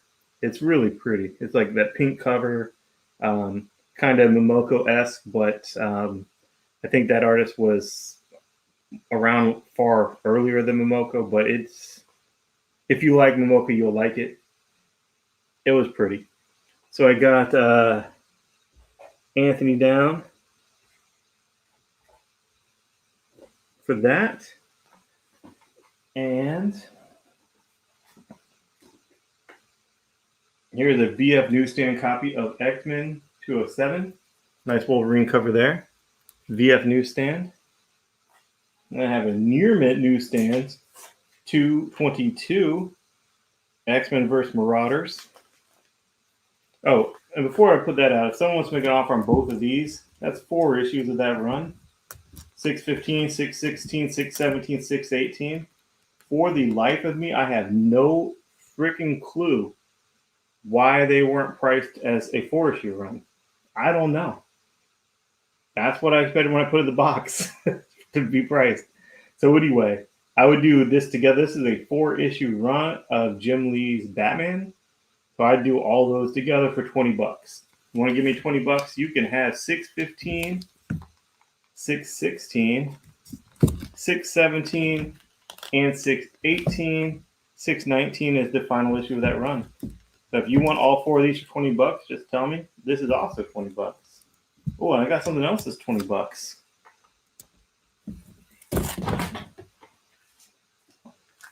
Lucky that didn't fall very far. Here is the second appearance of Monica Rambeau.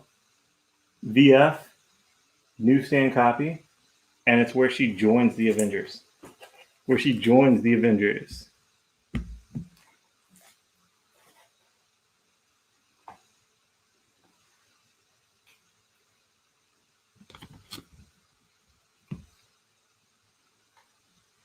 Got that Avengers gown, and here is. Also, don't know why this was priced so low. Maybe that's what it's worth. First appearance of Rock and Redeemer. I mean, I don't freaking know. $5 newsstand near mint Tom McFarlane cover. Maybe it's right. The issue of Wolverine in the back is a VF copy of Uncanny 207. Has a couple color breaks and it's fine. So got this for Acevedo. I got Stein in for the Hulk before the other two.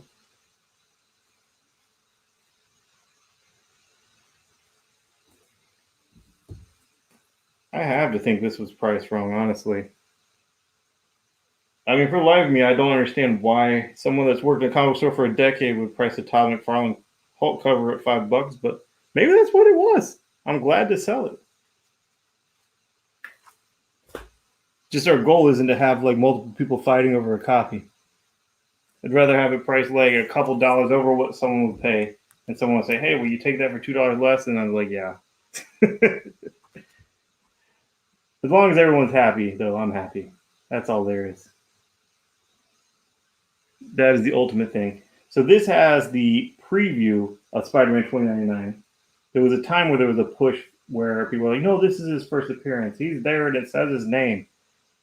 It's a preview, a cameo of Spider-Man 2099. It's the 30th anniversary of Spider-Man. He has a near mint copy and it has that hologram on it. Really nice. Oh, here's that tongue again, man. This is the first appearance of Venom's long tongue. First time we ever saw that long tongue and that drool. Long tongue, drool, Venom, $332, $12. $12.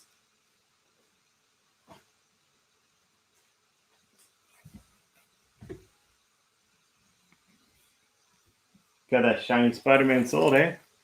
Here is Amazing Spider-Man 334 through 339.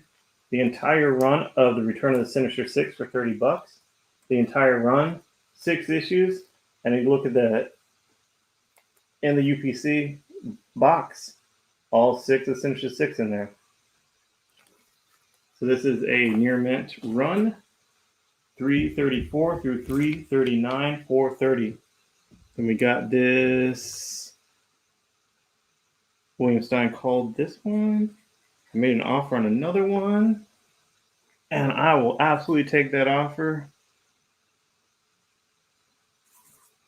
That you paid full price on the other one. Boom, boom. And here is that Incredible Hulk 418 fold out cover. First appearance of Talos. And it is the cameo of Death. You know, Sandman's death, Vertigo death. Death attends the wedding.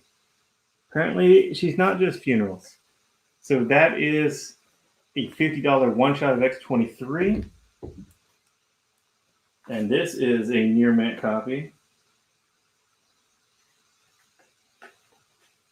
Superman Adventures #1 by Paul Dini. Has that silver metallic ink in the logo. And then the #1. And it's the first appearance of Mercy Graves. First appearance of Mercy Graves. Near mint. Superman Adventures #1.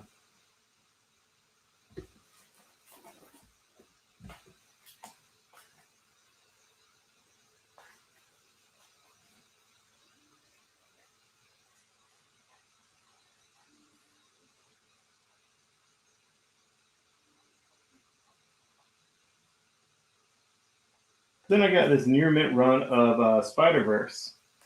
Near mint run of Spider-Verse. Issue 1 is what I mean. Blah, blah, blah. Oh, I have that. I know exactly where it is at the shop, on the table at the shop where we do our shows. I can definitely grab that for you. X-23 for 30. You know, why not? It's that kind of show. $30 for Mr. DeShields.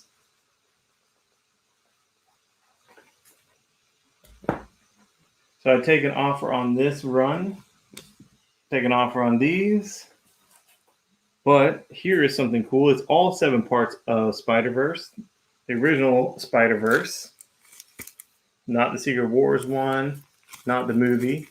1, 2, 3, 4, 5, 6, and epilogue. This has keys in it, and it is the second appearance of Spider-Gwen. Her second appearance. The first time she appears after Edge of Spider-Verse. So that is her second appearance. I feel it's undervalued. That is all 7 parts for $50.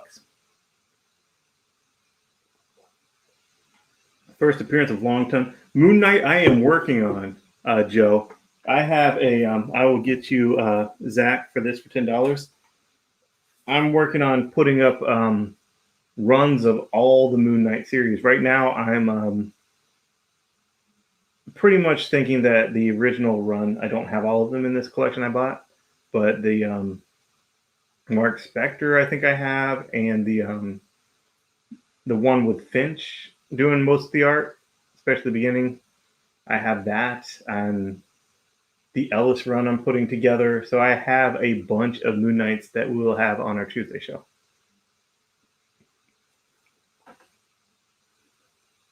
I do not have ENIAC, bro. I could have the Not First Prince pretty soon for you, though.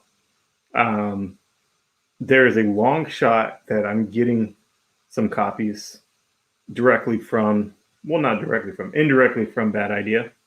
But if that comes to the case, the stipulation would be I have to have everyone that buys them buy them for the cover price of $4. And also post on social media that they got them from me for $4.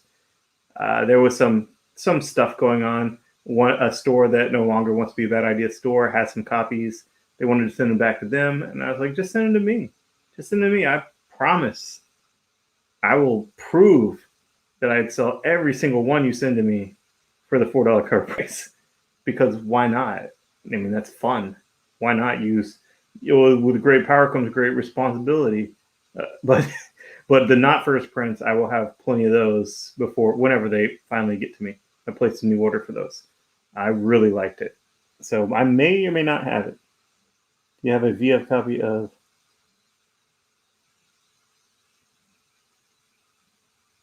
Yeah, I do have a really nice... Because those copies do show the Spider-Man 2099 #1 cardstock does have those color breaks easily because, you know, we was kids. We didn't take the best care of them. All right, so this is the full run of Spider-Verse. This is the original Spider-Verse, what the movie was based on. You know, loosely, but obviously the name, the concept. So all 7 parts, second appearance of Spider-Gwen, and that is $50. It could have some other key in it, some other spider, I don't know, UK, Punk. Somebody's in there other than the second Spider-Gwen.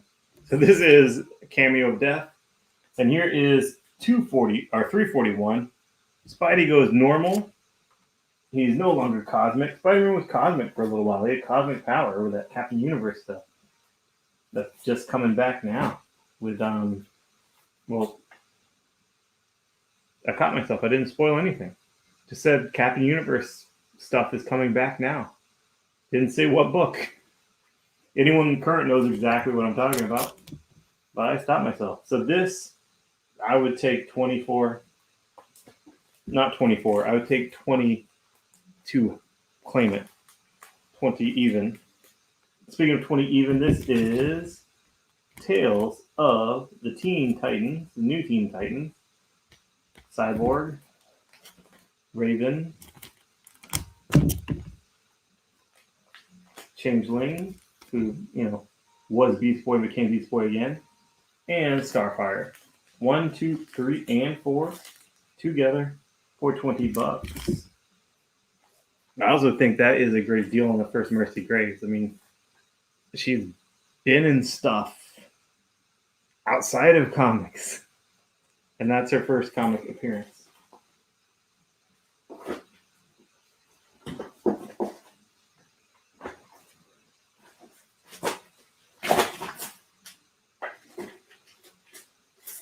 Oh.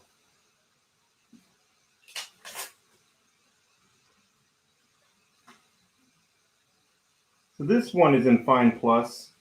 Got some color breaks, off-white pages. Fine Plus. Marvel Team Up Spider-Man and Daredevil. And it is the second appearance of the Black Spidey suit. Second appearance of the Black Spidey suit. That is the entire Spider-Verse. Parts 1 through 6 plus the epilogue. The entire Spider-Verse includes the second appearance of Spider-Gwen. And I think I'm just going to look it up right quick while we go on break so I can have exactly what the first appearances are when we come back. And you can think of a deal you want, an offer you want to make.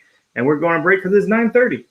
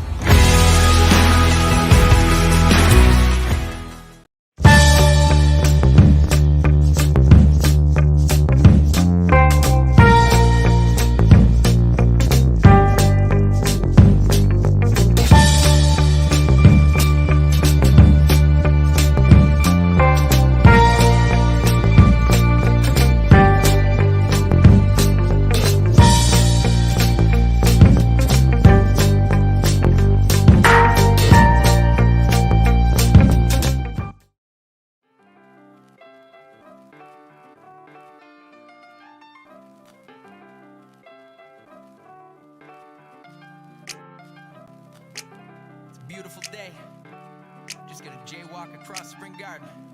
Yeah. I grew up by the library, next to Winston Churchill, eating pizza every day like some Ninja Turtles. The kid who burgles from St. Pat's to Gus's Pub at the Public Gardens, feeding ducks Bud the Spud. What's up, cuz? A Grace baby in the place, y'all. And like Glace Bay, he loves baseball. From the Commons to the Wanderers grounds, and you know I feel weird when no water's around. Down at the harbor front where I used to dishwash. Before I quit to get a job pulling rickshaws, I was spitting raw, just a kid from the peninsula. You might have seen picking up liquor on Agricola, the particular deliverer of the Mail Star, hopping fences, hanging out at the rail yard, or a pier, just watching the harbor hop and feeling fat like Miller's old barbershop. All right, we're back. So here is the second appearance of the black suit and fine plus for $40. That is all 7 parts of the original Spider-Verse. And I looked this up and I was actually right. It is the first appearance of Spider-Punk. Spider-Punk had an action figure. So going through these Spider-Mans, issue 7 was actually the first full of Spider UK before this whole thing starts. And then we have the second appearance of Spider-Gwen, first cameo of Solus, father of the Inheritors. First time Spider-Gwen, Silk, and Spider-Woman appear together in the same scene. First cameo of Spider-Man in US Comics, and the first cameo of so many things. So many Spider characters. Spider versions of Human Torch, of Wolverine, Venom, the 1969 cartoon. Then first appearance Spider-Punk is issue 10. Issue 11 is full of Solus, the father of the Inheritors. 11 is first appearance of, or 12 is the first appearance of Lepardon, the giant robot operated by Spider-Man, originating live action 1970s Japanese television show. And then issue 14 has the first appearance of Web Slinger. So having said all that, the second appearance of Spider-Gwen is a $20 book. Then the issue 10, the first Spider-Punk, is an $18 book. Then issue 12 is a $10 book. So altogether, those 7 issues for $50 isn't. That's definitely collected. It's definitely collected, but that is a pretty fair price at $50. And the second appearance of Spider-Gwen is only going to go up. The first appearance is through the roof, man. 98, that's a $1,000 book easy. So that is the first 4 of Tales of Teen Titans. All 4 of the characters that came onto the team. Yes, Beast Boy first appeared in Doom Patrol, but still, it's all the 4 characters that were in New Teen Titans 1 that were new to the Teen Titans. They weren't on the Teen Titans before that. Because Robin, Kid Flash, and Wonder Girl were all previously Teen Titans as part of that Fab 5. And that is Liberty Meadows, $35, $8. It's a great Frank Cho cover. So that's a Frank Cho cover. Here I have Witches 1 through 4. Mike Diodato on art. That is all 1 through 4 of Witches. Have that for $12. Marvel book in Marvel continuity. So I got an offer on that Wolverine. How does the team up book look? The team up book is wow, I put it farther back when you ask. Put it at fine plus. I mean it has a ding that would definitely press out, and then some that have broke color on the spine, and that's why I didn't put it at VF. I put it at fine minus, but it's newsstand. And this is me being extremely harsh on it. You get a press, everything would be fine except for the color breaks, and there are a few color breaks on the spine. Some near the bottom staple, and then a couple kind of dead middle. Having said that, that's a good look at that middle color break. Having said that, the color breaks obviously will not press out. They're just there. So I put that as a fine plus, not a VF minus. Nice copy though, at $40. I would take an offer on that. And then I got Williamstein for $8 on this.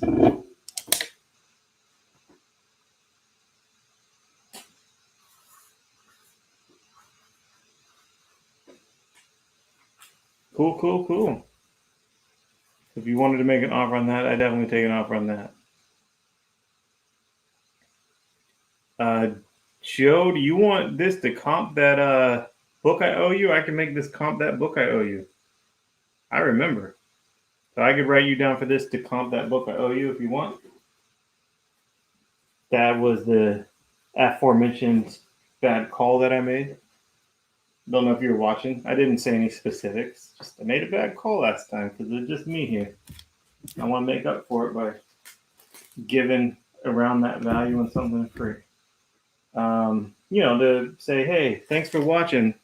Sorry your watching didn't pay off on that one thing, but I value you and your time. Just not always perfect. Here we go. Thanos, the god up there, listening number one for $4. Number one for $4.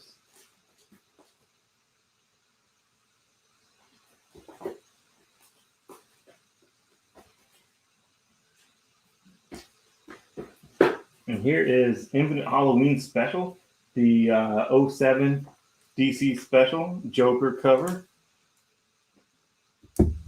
for Halloween. 13 Tales of Terror. At Venom Space Knight 1, 2, and 3. 1, 2, and 3 for $12.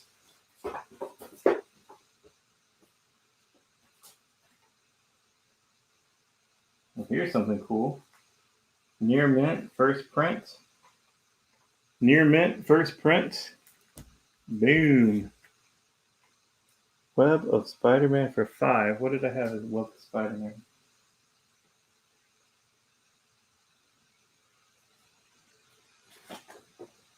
This team up is for Joe.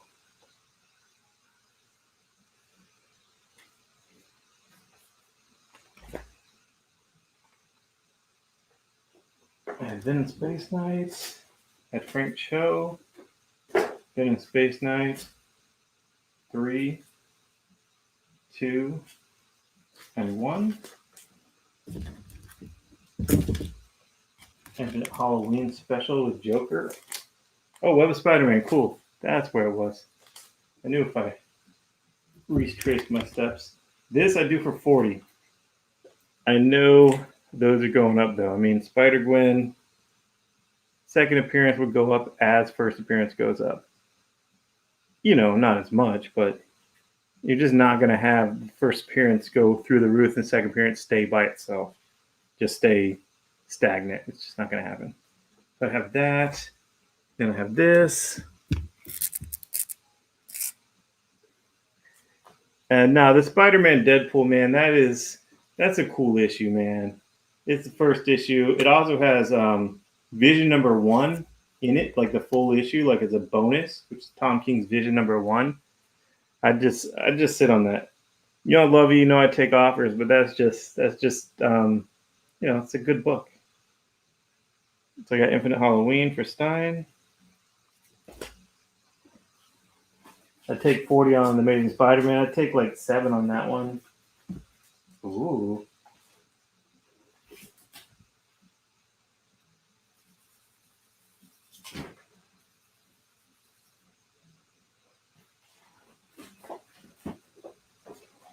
Then I have a run of Venom from 150 through 161.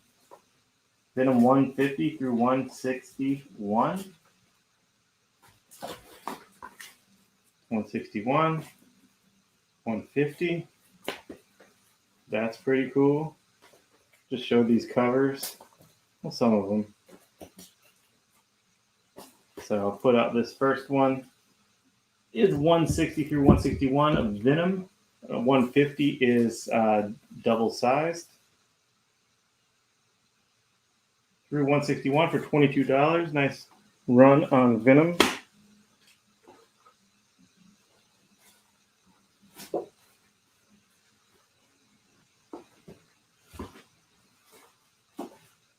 Oh, okay. I'll take care of you, man. Spider-Verse for 40. I did say that. I wasn't necessarily trying to get you, man. I know you got your comic budget and you stay within it. Wasn't really trying, but you did have interest. And if that's within your budget, awesome. Glad I could facilitate that.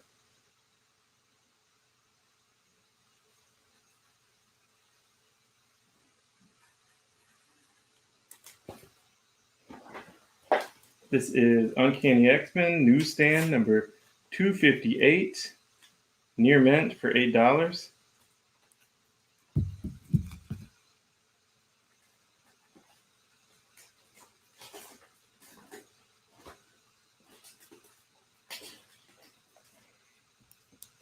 This is nice. Deadpool versus Punisher, $25. That is his original series, his first ongoing, number 55. He had like a mini or two before that, but that's his first ongoing series.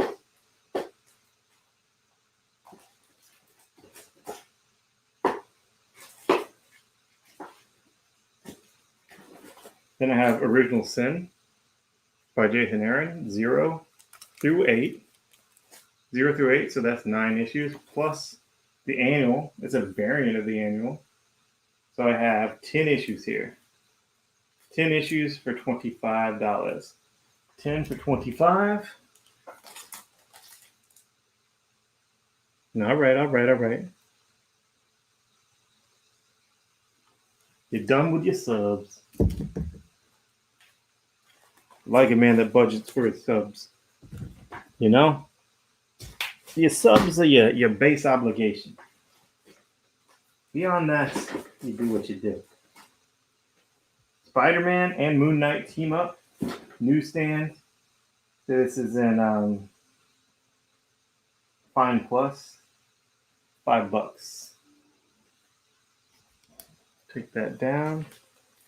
Fine Plus, $5. Spider-Man and Moon Knight.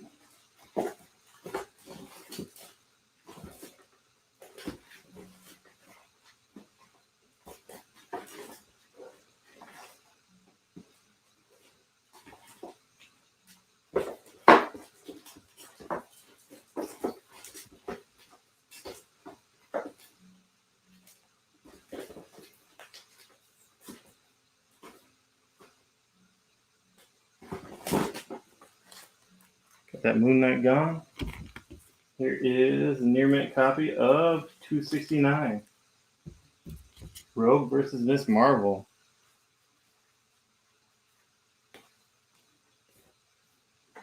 I got Lewis. You came in on that B a minute after Angel. I see her at 9:45 and you at 9:46, man. Sorry, dude. Here we go. Third appearance of Gambit near mint. This is 267. 267. 258. That is a key issue. Deadpool versus Punisher. And here is landmark issue 50 of Hellblazer. Hellblazer issue 50 for $6.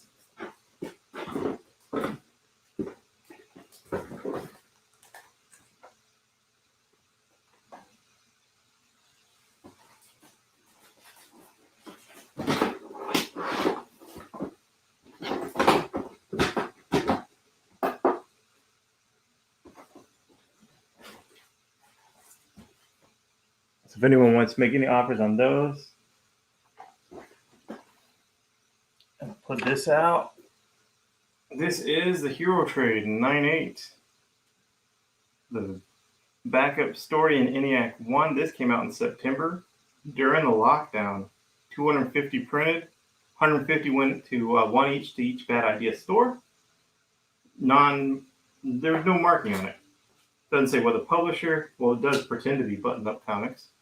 That was actually a bad idea. Doesn't say anything about the creators. I knew that was David Lapham the second I looked at the cover. Right here it says first, bad idea title. Right there.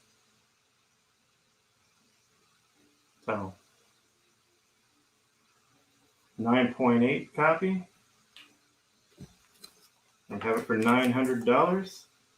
Lowest sold on eBay in January for $1,500. Raw is listed on the Key Collector app for $800. This is $900. I have to think about that Deadpool because I think I found like I know that I found the rest of the issues of that run that starts with 45. I mean, not that Verse Punisher isn't the first part of the Verse Punisher, but I see that he priced this. Has like that key.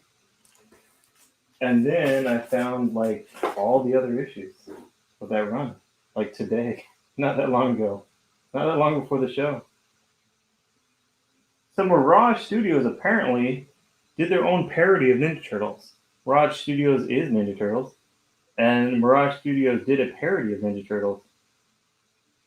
So, some of you know this, some of you don't. I knew and forgot this. So here we go. I have 2 copies of this. So I can make 2 people happy with this. It's gone as high as $7.50 plus $4 shipping.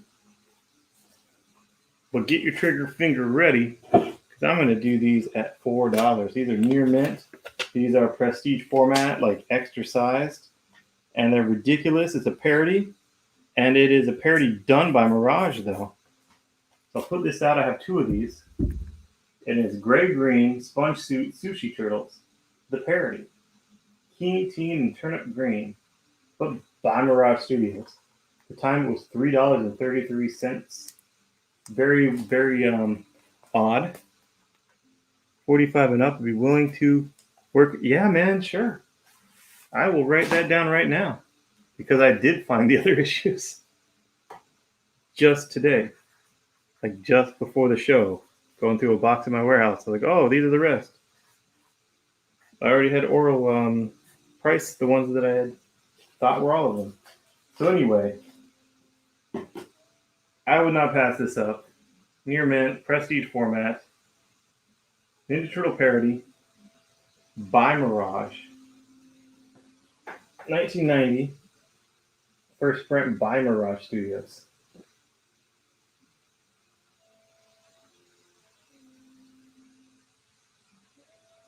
This is Larry, this safety patrol.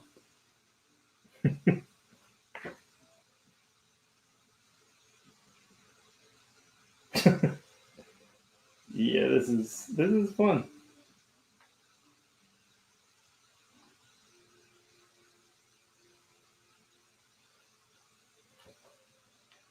Cowabunga. So this is a parody. I have 2 of them, exactly 2 of them, but it's a parody by Mirage of Ninja Turtles back in 1990. Near mint, perfect copies, prestige format. 1 went to Dom Prince, but I absolutely have a second one that could go to you for just $4.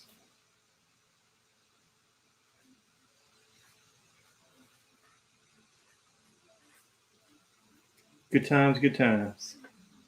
We're coming down towards the end of the show. We will have another show on Tuesday from 2 to 8 on our own page, Comic Shop. We do a comic show. Before we go, I will put up a few more things. I got Howard the Duck, number 31.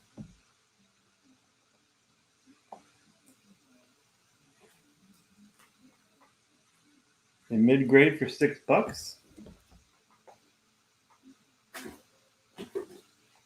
I got Marvel Team Up, Spider-Man, and Daredevil.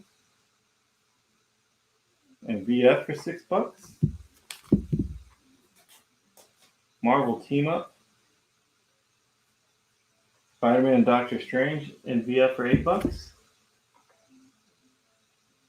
Radiant Black. I might have one at the store. I really enjoyed that.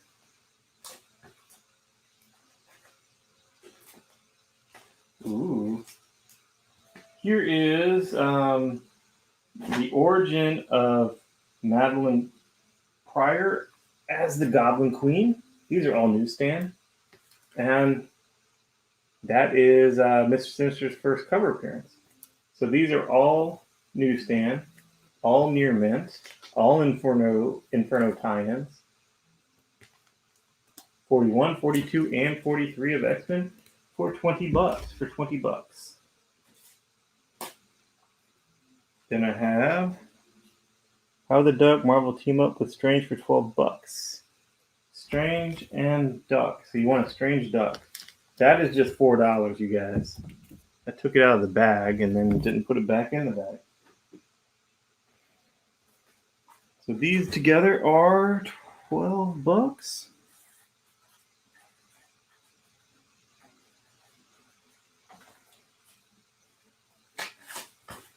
Cool.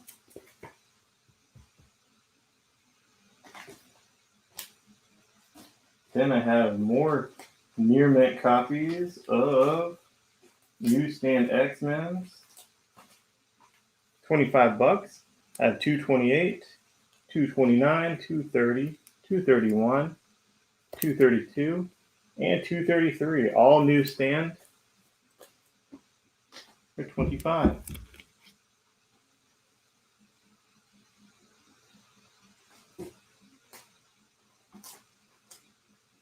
As the first cameo of Marauders, issue 210 in a newsstand in near mint.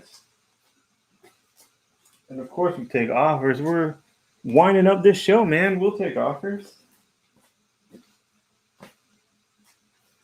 Gonna see if there's a new episode of Shameless. See if there was any new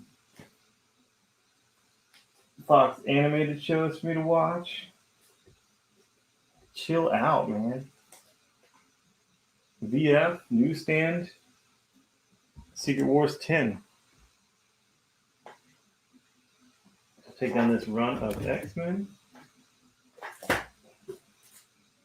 Put up this fine condition copy of number 3, $6.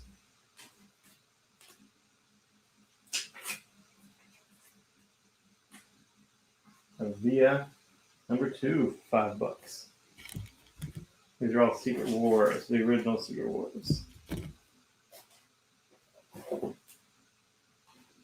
Then I have a VF newsstand number 1 for $20. Used to have a t-shirt with this, but I think it was an extra large, so then when I lost weight I couldn't, I was just swimming in it. I don't know what happened to it. Should give it to Sean. You got my Doom Patrol extra large. Of course, if I gain enough weight, I'm gonna go say, Sean, yo, give me this back, man. Come on. I only gave it to you because I couldn't fit in it, bro. So here is the Annihilation Nova Corps files. The only one they made. And it's $6. And what's really cool about this is, yes, it's like a handbook, but it's made so it is like shows in the spring adding. Cool. Sounds good. So I have Secret Wars 3 went. The cool thing about this Nova Corps file is it's as if you were a member of the Nova Corps getting updated information about these cosmic entities and threats because of Annihilation. So it is a Secret Files like handbook. However, the whole interface is the premise of the conceit that you are a member of the Nova Corps, and this is like your debriefing.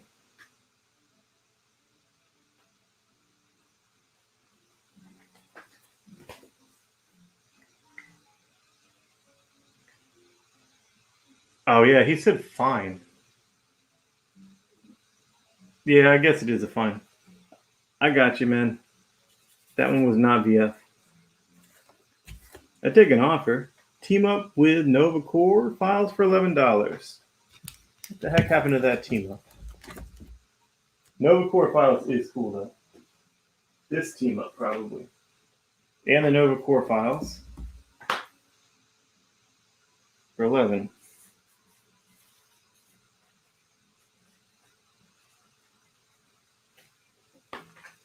Cool, cool, cool.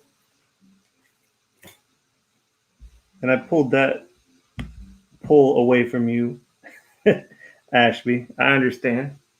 The other ones were VF. That one was fine. It had a little ding in the bottom that was unfortunate. Here is New Mutants' second print. That's an entirely different cover than the first print. Demon Woman. Love it. I mean, she's cutting off his cybernetic arm, so, you know, you can replace it. She's just proven a point that you don't call her a Demon Woman. That's friggin' rude. You know what I'm saying? Here is a Marvel Atlas. You know, like a handbook, but more places than people. Marvel Atlas 1 and 2 of 2. So you have both 1 and 2 together. I do an offer on those Secret Wars. So this is Atlas 1 and 2 together. Then I have another pretty cool handbook. What I dig about these is they did the font, logo, all of that like the era. So here is Marvel Legacy. It's the handbook of the 60s. Whoever the characters that were most iconic, that storylines that were most iconic. And we have the 70s. Got Black Goliath, Miss Marvel, Captain Marvel. The 80s, and that whole thing looks like the actual 80s handbook. The 80s. Characters big in the 80s. With the 90s. That's so 90s. Got Legacy, Sleepwalker, Slapstick, Night Watch, Darkhawk, Vengeance, 2099 characters. Pretty crazy. So that is all 4 60s, 70s, 80s, and 90s for $20. 60s, 70s, 80s, and 90s. Did you check Secret Wars 1 for Blue Galactus? I did not. What do you take on those 2 Campbell Amazing Spider-Mans? I mean, I had like 60 and 65. I thought about Cinema CGC. They do look high grade. They do look like they could possibly get a 9.8. Seriously. I am sending the one of Black Cat in the Spider-Man shirt to CGC. I didn't even put that one out. But those 2 together had it 60 and 65. Do like 90 for both. They are definitely Near Mint Plus. There's no doubt in my mind they are Near Mint Plus. Well, we got the Atlas, and then I'll check that Galactus, and then we'll be done. And DeShields, Robert C. Paulson, you want to do 90 for those 2? They were both J. Scott Campbell's. One was Mary Jane. One was Spider-Man Black Cat kissing with Mary Jane in the background. I mean, I guess both are kind of dissing Mary Jane. One, Spider-Man just swinging, leaving her lonely in the apartment. And the other one, he's kissing Black Cat. J. Scott Campbell. Good stuff. So I'd do both for 90 if you want to do that. And I'll look at this Galactus. And then we'll probably be out. Yeah, man, we're out. I will check this Galactus real quick.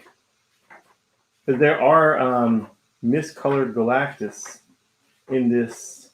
Yep, there he is. All the other pages, he is just normal purple. This one, he's blue and white. Just right there on that page. Before that, he is the purple. So that is the newsstand miscolored issue. Newsstand miscolored first Cameo Beyonder VF, $20. Our best offer. Yeah, I do 1 together for $2. Secret Wars All. So I got a call for Secret Wars All. Right on. And that's the show for tonight. Thanks for watching. We'll be back on Tuesday on Comic Shop's Facebook from 8 to 10. We'll be on Comic Book Shop Network Wednesday from 8 to 10, and we'll be back here on the EXP Sunday from 8 to 10. Thanks, guys. Bye-bye.